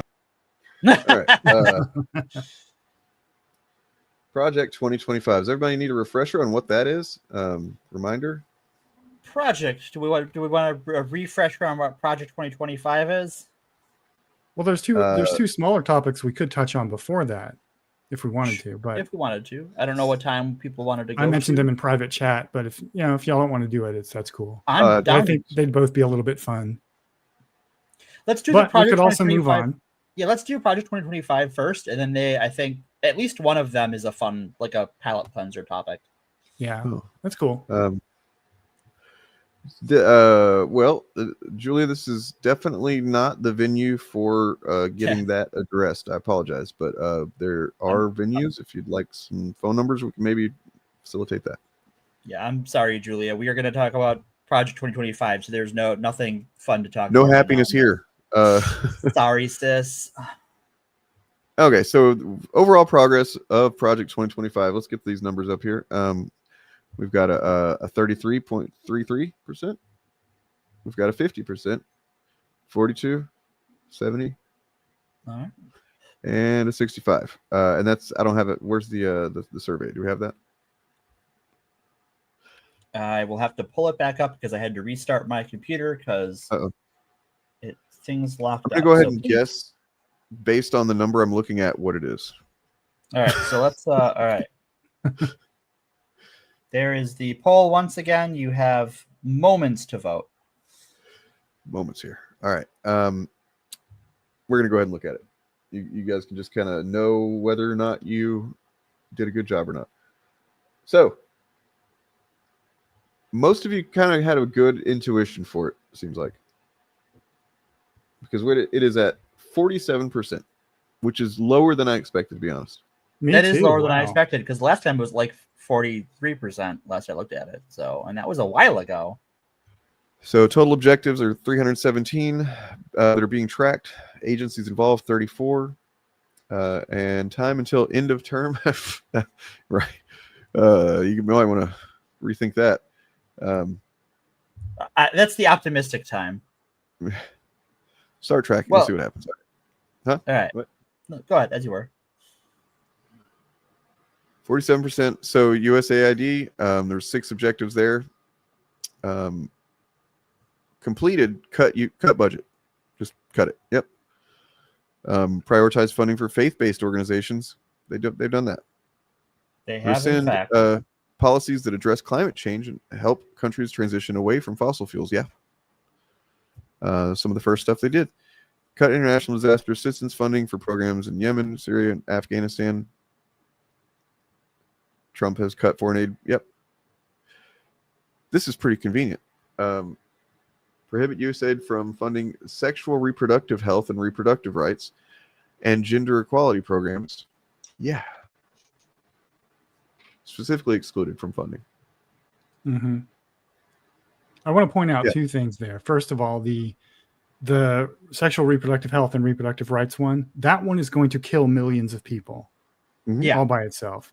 And the other one, prioritize faith-based organizations. Yes and no, because the vast majority of the organizations who got their funding cut were faith-based. Some of them were even conservative Christian charities. Mm-hmm. They prioritized a specific kind of faith-based organization, namely ones that don't help anybody. Right. Yeah, and as a matter of fact, that brings me to another little very short clip that I have that I wanted to show that kind of gives an idea of who feels like they're winning right now. Got this from a channel called Right Wing Watch. When they said we were too far gone, God raised up an army and we... Look what the Lord has done. The White House, Capitol Hill, in the name of Jesus, California, New York, Nebraska, in the name of Jesus. Someone give God praise. Bring that flag. Bring me that flag. Bring me that flag. Bring that flag. Bring that flag. There's one right behind you, asshole. Flag, dude. Yeah. It's my flag. Now he just wants flag socialism. This guy's a communist. Yeah, really. I mean, that thing. That You're thing ruining over the his, show. You're ruining the show. Come on, I thought you'd be faster than this. You're making me look bad. Give me the flag. No, the thing on the left-hand side of the screen there does look suspiciously like a Soviet or Chinese flag. It does. Jump just when they said it was over. We... Not on our watch. Not from our chip. I'm snatching it from the fire. And I say America will have revival again. But it's not just the White House. It's not just the Senate. It's not just the House of Representatives. But we're snatching every judicial appointment. Dude, leave your snatch out of it. Jeez. He loves snatch. Like, you know, yeah. This guy talks like someone who loves stealing shit. He's snatching shit all over the place. It's Yeah, not like, we won it fair and square. No, we snatched it. We stole it. I mean, like, I totally can picture his life before finally finding his way into this as being just like a 2-bit fucking grifter, you know, stealing shit and running scams on people like in the an country. extra from a mob movie. Yeah. Yeah. With the gold watch and the gold handkerchief. Yeah. And how his hair is done. And yeah, he looks like an extra in a gangster movie. Not even main cast. Just an extra. So yeah, there you go. That's who's winning now. They definitely feel like they're winning, and for all intents and purposes, they kind of are. Yeah. I think I do want to drive home for people listening and watching that we see this and we think this is nuts. This is crazy. This is silly. We make fun of it, but this is the animating ideology. There are people in the White House right now who believe exactly as this guy believes. And they've been in the Republican Party for a long time. Yeah. And this is the basis of Project There's a lot of 2025. people in the country that think that are this. Like just Yeah. regular people. Though not regular, but there's a lot of the average person is some degree of this. Especially in the Bible Belt, the Rust Belt. Yeah. So we need to, when we see stuff like this, resist the instinct to make fun of it and dismiss it, because we need to take it seriously. Yeah. Because dismissing it and making fun of it is not going to stop it. Right. At the same time, I would not be surprised. Me neither. He does look like a a cast member from Better Call Saul or something. Yeah, that's a good one too. Right. At the same time, I do want to just kind of make fun of this again. I did it on stream already, but like, so this is a guy called Hero Geek or something on Twitter. I don't know. But the way the Christian community has come together during this time leaves me without words. Believers standing shoulder to shoulder, unified not just in grief, but in faith, courage, and hope. What was meant to harm us has only made us stronger. What was meant to scatter us has only brought us closer together. I truly believe we are seeing God's hand at work in the middle of this tragedy. Lives are being transformed. The gospel is being heard. The church is alive and rising, and I am deeply, profoundly affected. Charlie, blah, blah, blah, blah, blah. And then the other page is where it gets real fun. Because he didn't stop there. I'm shocked. And this is like where it kind of, these people can't help but give themselves away. I feel like. No. Who is Hero Geek? I have no idea. The world may have thought it silenced Charlie Kirk, but what has actually happened is something no one can ignore. He has become a martyr.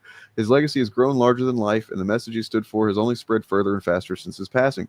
In these past days, I've seen something that has moved me in the most profound and powerful way. People from every walk of life, former liberals, atheists, pagans, and even those who once called themselves Satanists are leaving all of that behind.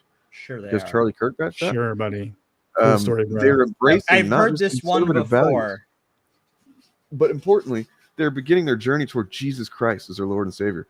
It's one of the most beautiful and faith-affirming. Like, if you have to lie to this degree, is your faith really that good? Is your belief system really that strong? Here's the thing. I don't think, like, I'm going to invoke the Seinfeld rule here. It's not a lie if you believe it. Oh. Right? I think this guy probably believes everything he's writing here. And But whether he where does is or he not, seeing it? we would be best advised to act as if these people do believe the things they're saying, because they're going to act like they're true, whether they believe them or not. Yeah, I mean, I don't mean to imply You got the that wrong this is- Jesus there. Like, that was like not even Jim Caviezel Jesus. And somebody that called was, it Wyatt Russell Jesus. Wyatt Russell, right? yeah. That needs to be Jonathan Rumi Jesus, the guy who is Jesus on the TV show The I Chosen did right hear now. about that, but I didn't look into it. Thanks for reminding me. I'm going to check that out real quick. Oh, that's right. We have I think Tuesday is the Rapture. Everyone get ready. Let me Tuesday, huh? check. So this is the last podcast before Rapture. Cool. Well, I mean, So we'll we'll still see be you here. all next week. Yeah, we'll be here. Well, actually, this is a great, talking about this guy in the Rapture, because this sort of Christianity is tied in with the post-millennial. I forget the whole technical term for it because I'm very tired. I don't feel very good actually. But the whole rapture tribulation themed Christianity we have as a prominent strain here in America. Mm-hmm. If God wanted to reveal himself and just take all those people away, I'm happy for them and I'm happy for us. Yeah. I believe the phrase you're looking for was premillennial dispensationalism. That's the one. Maybe. Thank you. Okay. But the thing is, though, if you've seen our episode that we did on Doomsday's Gone By, which is still my favorite title of a stream that we've done. Oh, with it's a great, yeah. That's kind of the thing, is that they just kick that can down the road, just kick it on down Right. there, and they yeah. We had one last year too, so like. I mean, I literally was able to compare Nerdrotic to a Doomsday Preacher in my song, because they both just kind of do the same thing. Like, it's out, the end is right around the corner, Hollywood, Right there. the Earth, whatever. Mm-hmm. And because Hollywood's this been is sorry. I was going to say, because this is the animating ideology and theology and belief system of the people in the White House right now, that is the reason we will, as long as Republicans are in power, we will never see progress on climate change legislation or anything else that affects reducing the number of deaths or pain. Because number one, they believe Jesus is about to come back, so it doesn't matter. And number two, they think that making you suffer is redemptive for you. See, I didn't think about they that. They need until you just to yesterday. suffer. Yeah. I knew that, like, obviously that they don't care about the Earth because they don't think they're going to be here. So that's part of it. But then it hit me like, oh, they actually probably take pride in leaving a shitty husk of a world for the people that don't get to go. That's what they think they're doing. So we deserve to suffer. Mm-hmm. And until Jesus comes back, we must be made to suffer so that we can be at such a low point that we will be forced to convert to their version of Christianity. That's the first step. They believe that it doesn't count unless you have suffered. So they make you suffer. This has already been happening, but it's going to continue happening at an exponential rate. I mean, there's nothing that's going to slow it down, period. And that sucks. It's just, we got that to look forward to. I guess, I'll be honest, I don't feel great about our chances. I think we can't stay away from it. That's the problem. They have made it all of our problem. Yeah. Well, I do want to touch on this is, I think stay away from that as like your home church, like find a church that isn't about that, because there's plenty of them. And this is an American born form of Christianity that we export. We export it to Africa. We export it to the United Kingdom. And that's what the USAID cuts were about. Like prioritizing faith-based organizations. That's what they mean. They mean prioritizing faith-based so-called charities that make your people receiving the charity dependent on converting to that version of Christianity. Like other faith-based organizations were just people going out and distributing food in the third world because they felt that was their religious duty and they didn't have any strings attached to it. Right. This is setting up charities that go into third world countries and say, we will give you food if you convert to this specific version of Christianity and join our church, leave whatever religious community is indigenous to your area or whatever, come to our community, and then we will help you. But if you don't, you can just die. Which is also often Christianity. Well, I mean, that Mother Teresa was it's very similar. I mean, Mother Teresa was a monster. She was a piece of shit, big old piece of shit. Yes. Hers. Yeah. It really is fucking crazy. And then like it's what this is in America. It's like this. They've glommed their own personal feelings onto it. Like it's just an individualized almost kind of Christianity, and they all think it's kind of like woke, right? I've talked before on the channel about how they talk about woke and they might be thinking about very different things, like two different shows. And it's like same thing with Christianity. They might be thinking about it in completely different ways. Like one is thinking that this and this is sin and this is a virtue, and who knows. Like, but because the language is so broad, and because they don't actually get into specifics in many cases, they just feel like they're on the same team. And it's this is this is why Catholics are now Christian and Mormons are now Christian. To evangelical. Although I've seen a couple of posts lately about them. We need to do something about these Mormons. Yep, I've seen them about someone started spreading rumors a while ago that Charlie Kirk was going to convert to Catholicism, which has now led to some conspiracy theory posting that that was in the Gray Zone article. I think you're right. The Gray Zone article said that Kirk was in the fight that he had allegedly had with Bill Ackman, over the Zionist Israel, donor to everybody, was in the context of Kirk allegedly considering a conversion to Catholicism, which I don't think he was going to do, honestly. If it turns out that Erica ends up being like a super Cath fascist, if she ends up actually maintaining control of TPUSA, then we might lend some credence to that, because maybe that's part of where the whole she's more conservative than him came from. I don't know.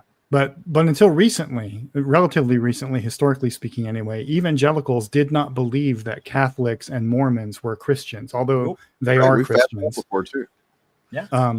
But they decided to lay all that aside to do the Christian nationalism thing together. Yep. Sure did. Consolidating power. So I found a post where apparently they're going after Bill Maher now. Which good. Let them fight. Let them fight. Couldn't be bothered. And there's some good comments in here about like why they're like this. There's a lot of that conversation happening all over Reddit right now. Just like, what is going on with these people? Why are they doing this? What the hell's their deal? Kind because I mean it's easy to kind of just see them here and there on a post now and then whenever they say one of them says something crazy, but like they're all acting insane right now, so everybody's being confronted with it on a daily, hourly basis. And so you have a lot of people trying to figure out what the fuck, like, okay, we're here, we have to address this, we can't just ignore these people, what's going on? And this one person, Mactologist on Reddit 2 hours ago, said, it's never really been about politics, always culture. The hoodwink was making culture a political issue, hence culture wars. Think about the issues they're upset about. It mostly boils down to culture and how they are scared cultures other than their own will become more popular and mainstream and threaten their own culture's standing as the status quo. I mean, in a way, I can't blame them. Well, I don't know about this is all more personal editorializing where I agree with what he said so far. I think that's pretty good analysis, that it's not, because they don't engage with actual politics in most cases. They don't really care about, because if they did, they wouldn't fucking vote against their own interests constantly. So it's just this vague appealing to cultural, sentiments that gets them all riled up and in unison. But it's strategic, right? This is part of the Seven Mountains mandate thing that, like, one of the seven mountains that needs to be taken over is arts and entertainment, and that's culture, and that's the reason for the culture war. They're not doing it as a distraction. It's part of their plan. The Seven Mountains mandate divides. This is the religious strategy for Christian nationalism. It says that I think the Seven Mountains are family, religion, education, media, entertainment, business, and government. So by the way, have to be ruled by Christians. You mentioned the Seven Mountains thing to me the other day. You were like, well, we know they want to do the Seven Mountains thing. And I was like, I had not heard that before when you mentioned that. So I looked that's where all this came from. I think that we need to next week or something, maybe Friday or something. I want to talk about that versus accelerationism, because I think both of those things are happening.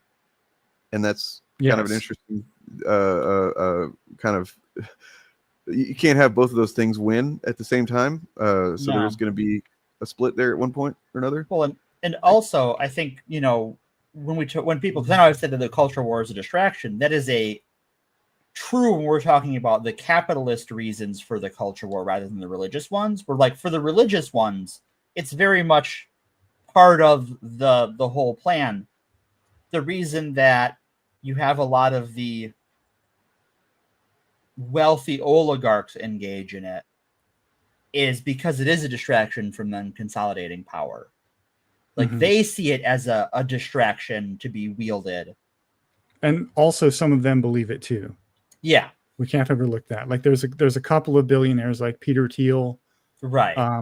I think forget the other one, but there's another major one who throw a lot of money at this specific movement, not just the accelerationists, but this specific religious movement, because they believe it too. And think about how much damage. We're only at, like, what was it, 47% of Project 2025? How much damage has already been inflicted just by doing that? And that is only the government mountain. Right. That doesn't even address the 6 other mountains they've identified that. Well, they're starting to hit the media mountain right now.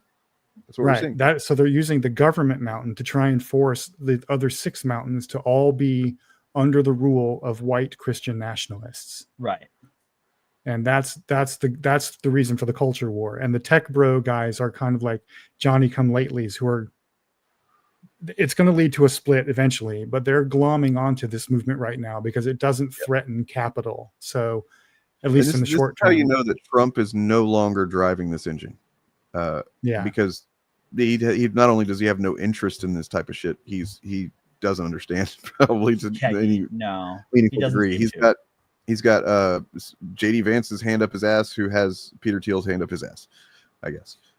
It's butts all the way down. His butts and hands and all. But here's some fun stuff right here. So a lot of trads have been going to church since Charlie Kirk, and they've been finding that they are not happy with what's going on at church because they haven't been gone for a long time, I guess. I went to church today for the first time in a couple of months. I was sad the name of Charlie Kirk was not mentioned a single time. You know that's not who they worship there, right? I don't know if you know the name of the guy, this Jesus guy, right? That's the guy there. Charlie Kirk, or even pray for our country. They did ask me for money. I'm devastated. Welcome to churches, you idiot. church. No, the church asked you for money. Oh boy, is that news? The pastor delivered a canned sermon that could have been written last year. My disappointment's immeasurable. My day is ruined. Aw, Yeah, poor man. Bobby. Says I, hypocrite. Okay. Yeah.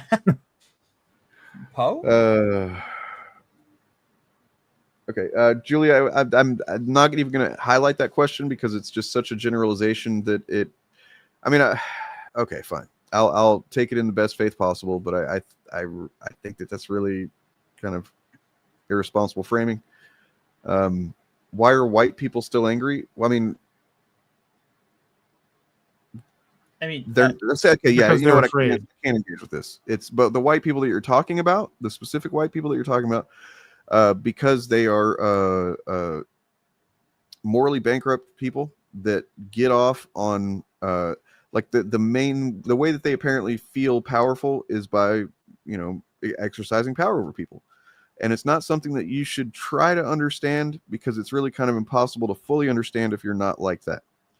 The best I've gotten to, and I really do actively try to put myself in other perspectives, even ones that I very much disagree with, and try to understand it. The closest I can get is that basically they don't get any kind of satisfaction from they've got money, they've actually got power and privilege. But they that's not enough. So then they want to feel persecuted too, because that makes them feel special. They don't like seeing that there's somebody else getting something that they feel they shouldn't have. I don't know. I don't quite understand how bigotry and class, stuff like that, like rich people see the poor. It doesn't click for me, but it's the best I can do. What do you guys got? So I think they are afraid. This is what loyalty to whiteness over loyalty to justice looks like. These are people who have an instinctive understanding that in 2045 or so, white people, broadly defined, are going to be a minority in the United States. We will still be the single largest ethnic group, but all of the other ethnic groups combined will outnumber us. Right. And because we've been taught our whole lives to identify with whiteness, which is a vague, nebulous identity that doesn't really mean anything. It's a substitute for culture, but that's probably going to fall apart in the future. But we have so much of our own existential dread tied up in this that we can sense the change coming. We, meaning white people, not us specifically on this, because I'm not scared of this at all. But yeah, it doesn't really bother me. It's fear that is animating this. They are genuinely scared that when a majority of the country is not white, then that majority is going to treat white people the way white people have treated them, which I also don't think is going to happen. But that is what they're afraid of. And that is why they are always trying to cheat in every election, why they're doing the Christian nationalism thing now. They're trying to speed run it to prevent that demographic reality from happening. That's my theory. I think part of it is winning is a lot easier than governing. Yes. And they didn't win by running on making the world a better place. They ran on making the world a worse place. And they don't know what to do now that the world is a worse place. Well, they didn't think the world would be a worse place for them. But it is a worse place for them, right? I think that's part of what we're seeing is that, like, oh, okay, well, Trump, we're going to get rid of all the, if you believed what Trump said on the election, we're going to get rid of the non-binary people, we're going to get rid of the Haitians, and we're going to make eggs cheaper, and we're going to make food cheaper and gas cheaper, and we got rid of a bunch of immigrants, and now there's soldiers on the streets, and everything costs more than it did a year ago or 2 years ago, or 3 years ago. And so, like, all I've done is make people miserable. And now people who know I'm a Republican look at me like I'm someone who made them miserable. Probably because I loudly voted to make them miserable. Why am I so miserable? Trump did say towards... Go ahead. Trump did say towards the end of the election, before he got elected, that the country was going to have to suffer for a little while to make things better. And that's what they're all clinging to, that suffering is redemptive. You have to be Because made Christ to suffer suffered, before you right? can be So redeemed. they're suffering just like Christ. And Yes. and then you're also suffering, but not like Christ. You're suffering because you're going to suffer forever.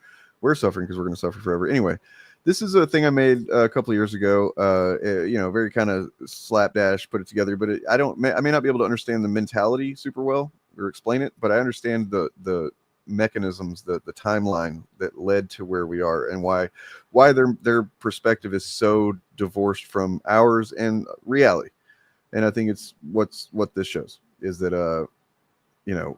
there was at one point a status quo that was shared amongst even liberals and Republicans, Democrats and Republicans, right, left and right, where like they may have agreed, or they did disagree on specific policies and how much money and how much governance and stuff like that.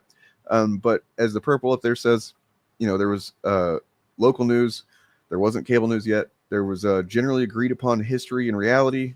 Secularism had kind of become the law of the land in terms of public schools and stuff. That's why, generally you learning a version of history that may, although may not have been very thorough, was pretty much, it addressed slavery and stuff like that, which is now they're trying to get rid of that. But mainstream media, everybody saw the same media. Everybody saw the same movies. Everybody listened to the same music generally. And as time moved on, first of all, you had intentionally after Nixon was resigned in disgrace, the right, especially the rich people on the right, decided we're not going to allow this to happen again, where they get to control or they get to determine the outcome of our guy.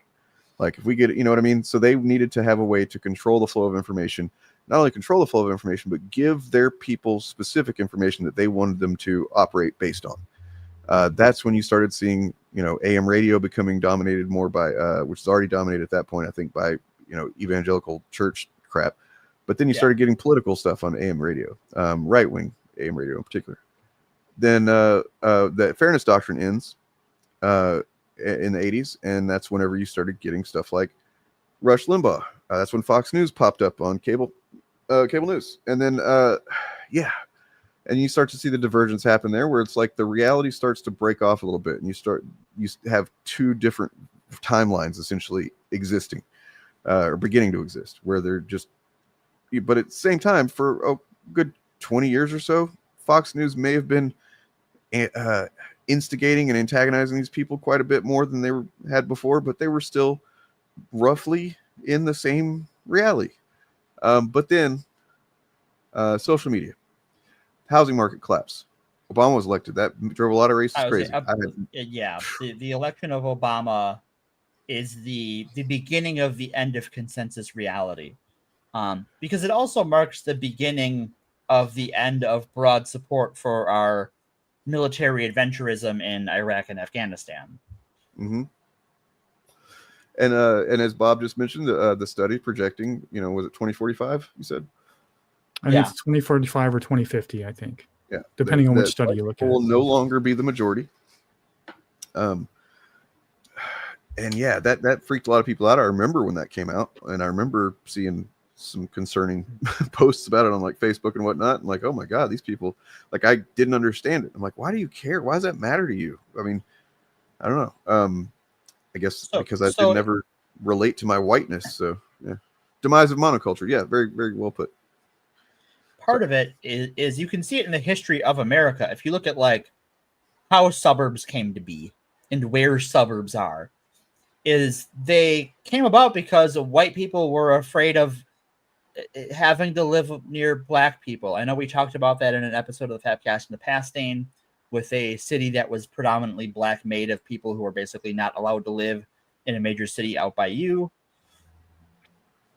And stuff like that, where it's just like the suburbs around your city that came about in the 50s, 60s, and 70s came about because of this fear of being replaced or of having to exist along these people. They're, white flight zones. Mm-hmm. Yep. Yeah, and now there's nowhere left to run. Literally helped nothing. Yeah, and Reagan did not help fucking shit. Yeah, I would like to point out, though, for all of the chuds who may be listening, that this demographic reality that's looming ahead of us of a majority minority country is the reason that corporations like Disney and others started doing what you call DEI, because they see this coming. They know their financial future depends upon making their workplace friendly to future employees and making their products friendly to future markets that will not be majority and white. just globalization in general, right? Like they became everything becomes a global brand in today's day and age. So like, Right. They're gonna so diversity is the unavoidable future. It will happen, and these corporations were smart enough to see it coming and start preparing for it now, and they will continue to do so. They may not call their policies DEI anymore, but after a year or two, they're going to go right back to doing what they did before Trump got elected, because they have no choice. They are not forcing diversity on you. Diversity is being forced on them by material conditions. Yeah, well, I mean, and I think, Stephen Miller, and this is a more global perspective, but like, thanks to Trump's trade war, it is increasingly hard for the U.S. to export its, because part of the reason we were able to become a hegemony is that along with exporting our goods and services, we exported our ideas and our politics. But you can't do one without the other. And we also forced the world to use the dollar as the default currency. Right. At the end of World War II. That was a big one. That was a big one. And now that's going to go away. Yeah. I mean, I honestly think we're cooked as a world power because of this. Yeah. We can't be trusted anymore. Even if like Trumpism goes away, it'll be a generation or more before the rest of the world trusts the US's word on anything when it comes to the global economy. Right. Well, and because China, Russia, India, and the rest of the BRICS alliance are just going to replace us. Yeah. Jews will not replace us. No, the Chinese will replace us. Chinese will replace us, exactly. Russian state media, already paying to replace our media, right? Like, I mean, China is going to be the global hegemon of the 21st century. Yeah.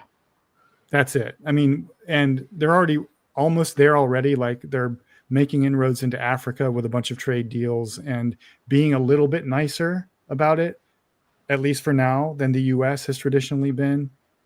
Thanks to what Trump's doing with the economy now, we're just opening the door and making a deal with China look far more attractive to the rest of the world than it's ever been. Because why wouldn't you, right? What why would you bet on the US right now? Yeah. That's I'm not saying that's either a good thing or a bad thing. That's just my observation of what's going on. And I think that's what the future is going to hold. Yeah, I think it is what it is. What? What was that, Dane? I don't know. Somebody said something about going back to Afghanistan. I don't know what that's about. I don't know. Oh, yeah. Trump was saying he wanted to go back to Afghanistan now. Oh, God. Yeah, because we didn't secure the oil. Afghanistan. He said something like a few years ago, like the Iraq and Afghanistan wars were a mistake, but if we were going to be there, we should at least steal all the oil. And we didn't steal all the oil, so now he wants the oil back. I want to get off. Stop the planet. So you guys want to take a look at some of those thumbnails that take on a different context? Sure. I already showed them to you in Discord, but like, I don't know. Share it with chat. Yeah. Yeah. Check it out. So these are thumbnails from YouTube that, in light of recent events, take on a completely different tone. Oh gosh. Wow. Wait. Just one more. Just one more.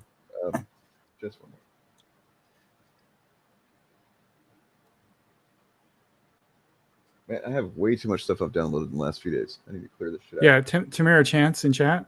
I realize there's not a drop of oil in Afghanistan, but Trump doesn't.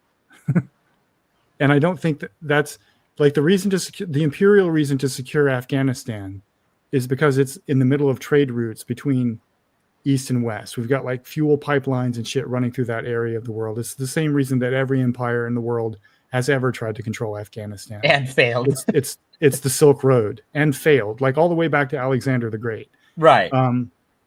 But Trump either thinks there is oil in Afghanistan or realizes that Afghanistan is the pipeline through which the rest of global land-based trade depends. Well, especially as shipping becomes more tumultuous through like the Suez Canal in that region of the world. Yeah. Because of his own, he's helped. And also they want to drum up fear of radical Islam again. They want to make it a war between Christendom and the Caliphate. Because that's part of Christian nationalist mythology too. Right. Why they're always talking about the Crusades. We should FAP the Crusades. Yeah. We probably should. I think we should do one crusade per episode. Make it a whole series. Do a because series they're all of super interesting and super ridiculous. They really are. And like once you actually know about the Crusades, and you get one of these right-wing Christian people who's like, we should do a crusade, you're like, you're dumb. You genuinely have no idea what you're talking about. We should carry out a misguided military adventure that will break the back of our empire. Okay. Yeah. Sure, buddy. And our allies' empires. Yeah. And finally, there's that. Yeah. Oh God. Oh God. I'm not sure I'm even cool with that one. I'm not okay. What? Okay. Dude. I mean, I will be honest. That's all me. I Just still for record, for anybody watching, that's all me. I'm Dane. It's my channel. I take responsibility. These guys didn't know anything about it before I did it. Okay. Yeah. So fair enough. I mean, I do still find it distasteful to mock any murder victim. I don't care who they were. That's just my personal taste. But you should be allowed to do it. I'll ask you about that. I mean, it's not my joke. You're allowed to do it. Yeah, I'm not going to police. I'm not going to try to police the content of people who do it. It's just not to my taste. Right. How about this? What do you think of this? Oh, what is? Scientist is this Scientist Supreme fighting Dr. Doom? Pretty cool. Yeah. I really do love the art is in this series. One of the events of all time. It is. What I love is this. Anytime somebody gets like the power to do whatever, they always seem to go right for Wolverine claws too. They do, yeah. I mean, because it's the best power. I'm not up on my Marvel lore. What story was that from? This is One Nation Under Doom, or One World Under Doom, rather. Where we're now at number 7, and I remember Morgan, you expressed concern that it wouldn't be able to hold the story for the last. I think it is. It's actually kind of prescient. It's coming again. It's number 7. How it's addressing things. So. Yeah. Well, I read the one before this one where he has the debate with Reed Richards, and it's basically just a distraction. And then he like flays Reed Richards with his magic. Yeah, he fucks him up pretty good. And I'm still like, not. It's not as bad as Civil War II. Oh, it's not nearly. What are you talking about? Nothing. No, that's what I'm saying. It's not nearly as bad as that. Why would you even invoke that abomination? By the way, because I'm trying to think of events that I like less than it, and I'm having trouble. The whole Blood Hunt thing wasn't very good. So you know what, Blood Hunt, yeah. What? Why is he's made like 3 posts saying, "Hey, I didn't kill Charlie Kirk." He's doing the O.J. Simpson thing. If I did kill him. It's because here's the real reason. Okay, it's because number 1, there's a lot of anti-Semitic conspiracy theories floating around about this. Number 2, he's known for killing people. Well, okay. Number 2, he's known for killing people. Number 3, among Republicans under the age of 40, I think. Yeah. Even a majority of them do not support what Israel's doing right now. And that was what the apparent argument between Charlie Kirk and Bill Ackman was over. Is apparently Charlie Kirk was almost ready to start criticizing what Israel's doing because he knew he was going to lose his own audience. Because that's who Charlie Kirk mostly appealed to, was white Christian men, Republican men under 40 or so. Right. And most of them are done with Israel for anti-Semitic reasons, to be clear. Most of them don't give a shit about Gaza. They just don't like the Jews. But Charlie Kirk understood that demographic reality, and Israel was worried, and Bill Ackman was worried that Charlie Kirk was going to follow his audience down that path. So there's a lot of conspiracy theories among that set of Republicans that Israel had Charlie Kirk killed for that reason, which, to be clear, is complete bullshit. Yeah.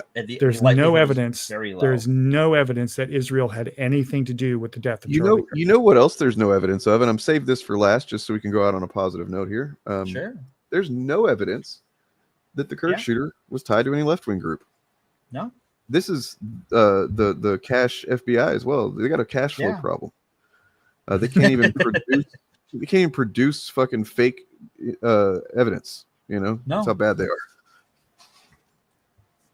Yeah, and we should be happy that they're bad at cooking up evidence, because I'm still suspicious about the text messages. I still am too. I don't trust cops. Even before this regime, cops were notorious for cooking evidence. It's just what cops do in cases like this. I mean, clearly the shooter was woke because, you know, assuming that there is any validity at all, and we still don't know if it's even remotely true that he was, you know, sleeping with, partnered with the roommate slash partner slash maybe trans. There's no, like, when are we going to find this shit out? You know? Yeah. Caption the Keystone Cops. Yes. That is an insult. The Keystone Cops would never work with Kash Patel. You know what? That's probably true. But yeah, we don't know for sure that the roommate was his romantic partner, or that the roommate is trans, or anything like that. That's all just been fed to us by authorities. The same people who said the shooter was trans, and then they said the bullet was trans. Yeah. And that arrested the two wrong guys. Like, they're batting under 500 on correct information, and then they literally only got him because the dude's dad turned him in. Yeah. You know. Yeah. I mean, also, I think the gun is trans. That's my theory. The gun is. Oh, the gun is trans. Yeah. Well, it's transatlantic because it's a Mauser. It's a German gun. Oh yeah. See. Yep. Yeah. Like until and unless we hear from the roommate themselves. Yeah. We're never going to know for sure that any of that is true. Yeah. Now, even if it is true, that is not evidence that he had a left-wing motive, which is what I think this article is alluding to, that his motives appear to have been personal more than political and ideologically incoherent. Well, I mean, maybe ideologically incoherent, but it's not necessarily morally incoherent. I would think, you know, like if this is a guy who, I mean, yes, morally you shouldn't murder people, right? Like even if they are pieces of shit like that. But like this is somebody who looked at Charlie Kirk and what he does and said, this guy's a fucking scumbag and he makes life terrible for people. You know what I mean? Like that's what he does, and that's true. That's an accurate appraisal. I mean, I hate to make the comparison, but like this is the same sort of thing we've seen with like Luigi Mangione, right? Where his politics are all over the place. Right. When we finally got access to his social media history and stuff, his politics are all over the place. Right? It's just we have a generation of people who have come up in this cultural situation where violence and shooting is normalized, right? Yep. So if it's okay to shoot up a school, kids at school, then I should be able to shoot this asshole, you know? Right. Because all of these people grew up in the generations of kids who had to go through shooting drills in grade school and in high school. It's completely normalized. And so, yeah, they're desensitized to it. Why wouldn't they be?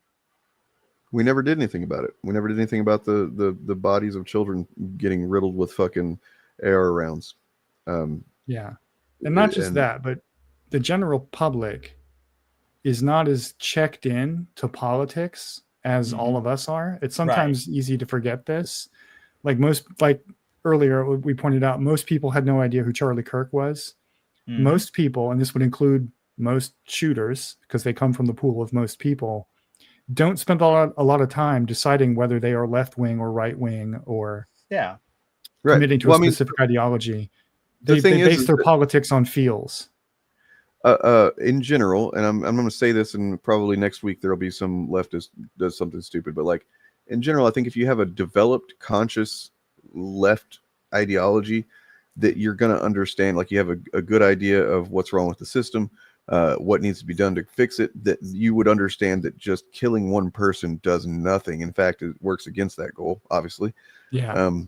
You know, so that's, to me, just, it doesn't make any sense that they would just be somebody connected to any left-wing group unless they just happen to be connected and then like something popped in their brain and they fucking went, you know, nuts. But then it still wouldn't be directly necessarily because of being connected. I don't know. One thing is for sure is that shooter's not trans. Right. The alleged shooter is a cis white male. In fact, a Mormon background and a conservative family. Those are the things we know right now. That's it. That's all we got. Speaking of shitty fucking graphs and data that they're getting passed around to because the right needs so much propaganda on this stuff. They need propaganda showing that it's actually the Democrats, the left, are the really violent ones. They need that. Tim Pool came in like a hero and said, "I'll make that propaganda, that bullshit graph for you. We'll spread it around because you know our followers are stupid." Love bullshit graphs. They also want to convince people that trans people are some kind of menace because there's been 5 in the last 20 years shooters that happen to be trans or something or non-binary or whatever. Yeah. 2. Okay. It's 5 or 2, I forget. When they're saying it's like 7 in the last 8 months or whatever. It's infinitesimally smaller. It's within the population. Yeah. It's like look, if trans people are 1% of the population, this is less than 1% of shooters are that. So you know they're actually far less likely than the average. They're underrepresented as Yeah, but these are people who do transvestigations of Charlie Kirk. So they probably believe that the shooter was trans because everyone except them is trans. Right. It's the witch hunt never ends. Because probably they're secretly realizing they're trans and that's why they accuse everybody else. Is that something that happens? You think maybe? I don't know. That's an awkward conversation I don't want to have. Well, let's go to this. What I was trying to get to is this clip from Edgier Than Thou, who is linked in the description, as well as Bob of the Old Ways. And you should subscribe to all these people. They're all lovely people, except for that one. You know which one. Are we doing the sign-offs now? Nobody can produce a source after this for this graph. Okay. It's fake. I can't 100% prove that it's fake because there's no source, but I can 100% prove that this graph is fake. And to do so, let's take a look at the demographics that the blue graph reports. Trans, Asian, Black, White, and Hispanic. Of those categories, it reports male and female numbers for trans people and Asian people. The other 3 categories only report male numbers. Now, looking at this yellow graph, we can see it reports all the same demographics plus 1 more, this time as a measure of the entire population rather than dividing it by gender. And that's how I noticed that this statistic for all trans people was a little suspicious. See, when I take the average of trans men and trans women from the blue graph, I get the exact number on the yellow graph. Similarly, when I take the average of Asian men and Asian women, I get the exact yellow graph number. What this would imply, if it were true, is that there's an almost exactly equal proportion of trans men to trans women and Asian men to Asian women in America. I know we already know that isn't true, but just to cover our bases, according to the last census, there are nearly 1 million more Asian women and girls in the US compared to Asian men and boys, a gap which widens when looking at adults only. I really had no idea about Asian people. Like I had no idea there was that kind of just yeah, neither. Crazy. The numbers are a fair bit closer when it comes to trans men and trans women, but I think I proved my point. Whoever made this yellow graph just took the numbers from the blue one, added them together, and divided by 2. But if you still don't believe me, why don't you ask yourself how they got the data for the entire population of white, black, and Hispanic people when the blue graph only gives data for men in those categories? I swear to God, I'm not joking when I tell you this. They just divided each of the blue graph's numbers in half. I cannot stress enough how insane this is. The person who made this yellow graph made the statistical assumption that women in these categories make up exactly half of the population and committed 0 mass shootings in this 10-year period, except Asian women, I guess. I told you I liked graphs. So here's what I think may have happened. Someone, probably like Jack Posobiec, because the earliest instance of the yellow graph I could find was from the End Wokeness account on Twitter, or possibly some 4chan user or something of the sort, saw the blue graph circulating and thought that it'd be really useful if conservatives had multiple different sets of numbers to point to that all more or less said the same thing. But being a conservative and therefore not great with statistics, he fumbled his way through restructuring the... I didn't notice being a conservative and therefore not great with statistics. Yeah. Yeah, it's true. Or any complex ideas that require like holding 2 thoughts in your head or anything. Data in a way that looked just different enough while maintaining the exact same trends as the original chart. And then he threw in Native Americans just to make it look like a different set of data. I definitely can't prove that's how this came about. It's possible both charts were just made by the same person. They do have the same title and subheading, but either way, the latter graph is nothing but a shitty knockoff of the original, already fake graph. Also, Malachi posted another video saying they did find the source, and it is dumber than you think. Well, hold on, reaction. Way dumber. Gotta do a reaction image here. Thanks, Mr. Sinister. What? I love that asshole. Yeah. Good old. Go to Edge's Now's channel, which is really blowing up lately, and I think is doing really well with once they started addressing statistics, they've seen a little bit of a consistent bump as well. So they might be leaning into that. If you're looking for someone smart to look at actual statistics and break it down, and dumb statistics and break those down, fake statistics, I mean, yeah, go do that. And also other content. Also, they have a novel that you can read. Did you? Guess what it's about? The evil sin of empathy. Oh! Yeah. It's called The Empath. Yes. Oh. How evil. Wow. That title's really on the nose, Malachi. Wow. You might as well just mix like the Necronomicon with like, I don't know, I don't know, fucking something evil. Whatever they think is evil. Letting the mask slip there. Yeah. Not hiding your power level at all. Bad move. No good. No good. I don't know that I can hide my power level anymore. In case anybody's like, why are you talking about Project 2025 or whatever? Like, it's literally confirmed. Yeah, Brandon Carr is like, oh, this was, look what I did. Look what I did. He's so happy. And in so doing, he ruined my favorite positive reaction meme that I've loved using that GIF, and I'll never use it again. I'm sorry for your loss, Dane. Blame not the GIF. Blame the GIF user. Good quote. You want to say anything, Bob? You got something you want to talk about before we go? Well, sure. Over on my channel, Bob of the Old Ways, I dropped a video last week called Why Men Need Girl Boss Heroes, and it's been doing pretty well relative to my sub count, but you should still sacrifice your eyeballs to the cause. You should. So go check that out. And while you're there, also subscribe and share and all the other offerings to the great God algorithm. And also comment and maybe read some of the comments because they're big. Yes, the comments are hilarious. I got an actual fascist show up. Oh, that was pretty. Oh, wow. He didn't realize he was a fascist apparently, or like all fascists, he's just lying. But he cited actual Nazi philosopher Julius Evola and actual Italian fascist philosopher, French fascist philosopher Rene Guerra. And he thought he was fooling somebody. Not you. Not me. Why is it always read those guys? Like, that's always a thing that these fascists do whenever they want to try and like intellectualize on you. Is they're like, oh yeah, what about? And then they'll drop the name of some fucking fascist author that like even if I don't know who it is at first, I look it up and I'm like, oh, that's a fucking Nazi writer. This is just Nazi.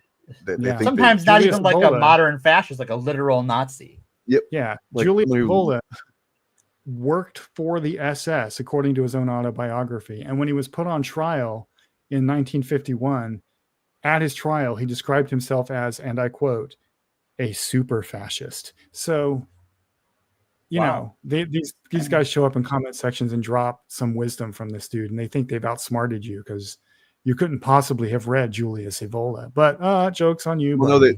they're betting on you not knowing who it is and not looking it up. Yeah. Yep. Definitely that one. But it's like, yeah. But that comment chain is really funny in particular because once he quoted those two people, I was like, oh, I see who you are. Be gone. And I just refused to say anything to him except go away. And he just would not go away. And other people came in and was like, hey, bud, we all see what you are. Go away. Yeah. And that went on. Stupid humans.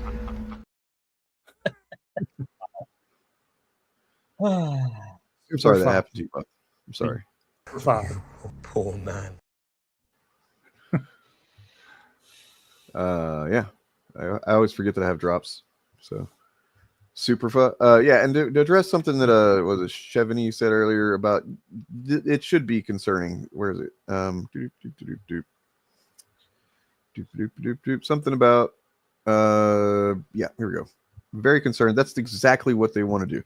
So this is to deal with white people. Right? Like they have they have something to label everybody else. If you're brown, you're an immigrant or potentially, immigrant or whatever. If you're black, you're BLM or something, right? Like they can say they're probably going to try and do that next. And then and now with Antifa, that's how they can go after white people that dissent or disagree or protest or whatever.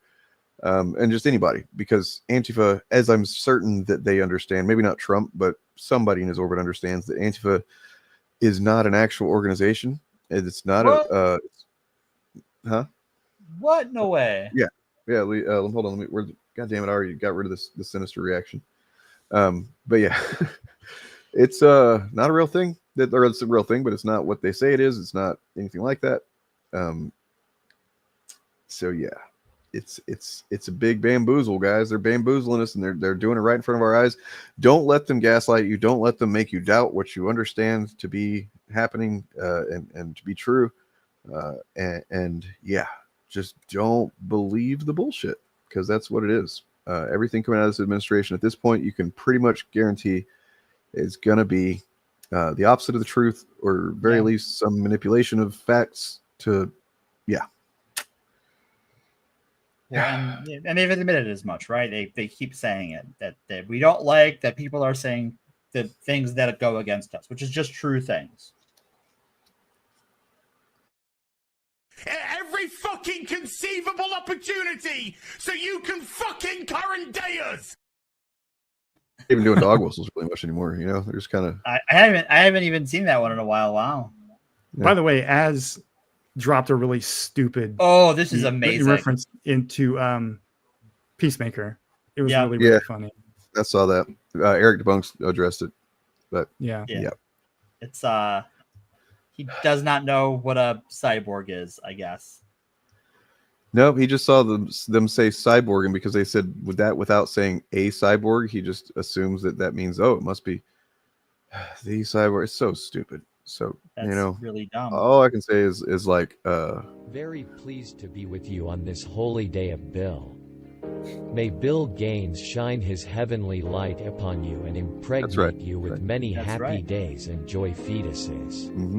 Go with comfort that you have satisfied the commands of the one true Bill. Those being this: read comic books. Fuck the dumb shit. Be yourself. Love each other. Also, read more comics. Amen. Damn right. You guys forget to subscribe. That too. Do it.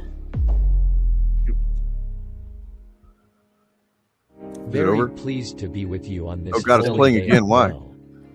Don't play on a loop. Shine his heavenly light. Because we love Bill. Impregnate you. We love Bill, but that's a little much. Too much Bill. Too much Bill. So subscribe if you're not subscribed. I'm almost to 8,000 guys. Let's get there. then I can finally ascend to Otherworld and become one with Toriyama. I don't know. You will finally be raptured out of the Kali Yuga and something like that. If you need a little motivation for the end of the Rapturing day, out of the Kali Yuga is like Cash Patel saying he's gonna see Charlie. yeah, I'll see you guys in Valhalla, aka on the Shillcast Wednesday. Yeah. Here's some little, I don't know, motivation for you on this Sunday evening to get you started for the week. Thank you, Morgan. Thank you, Bob. Thank you, chat. Thanks, everybody. Bye. Now, let's see if we can't figure out what you are, my little friend. And where you come from. I saw part of the message. I seem to have found it. Today, I woke up late. I had something I had to do. I had an obligation. And I didn't have the time to take a shit like I normally do in the morning. But I had to just push through. And I don't mean push the shit through, because that's what I didn't have time to do. I had to push through and get to my obligation. And sometimes we just have days like that, okay? And when you have a day like that and you have to shit and you got shit to do and you have to fucking make a choice, all right? You got to make a choice. Do I shit or do I do my shit? You got to do that shit. Do your shit, okay? And I want to be completely clear here.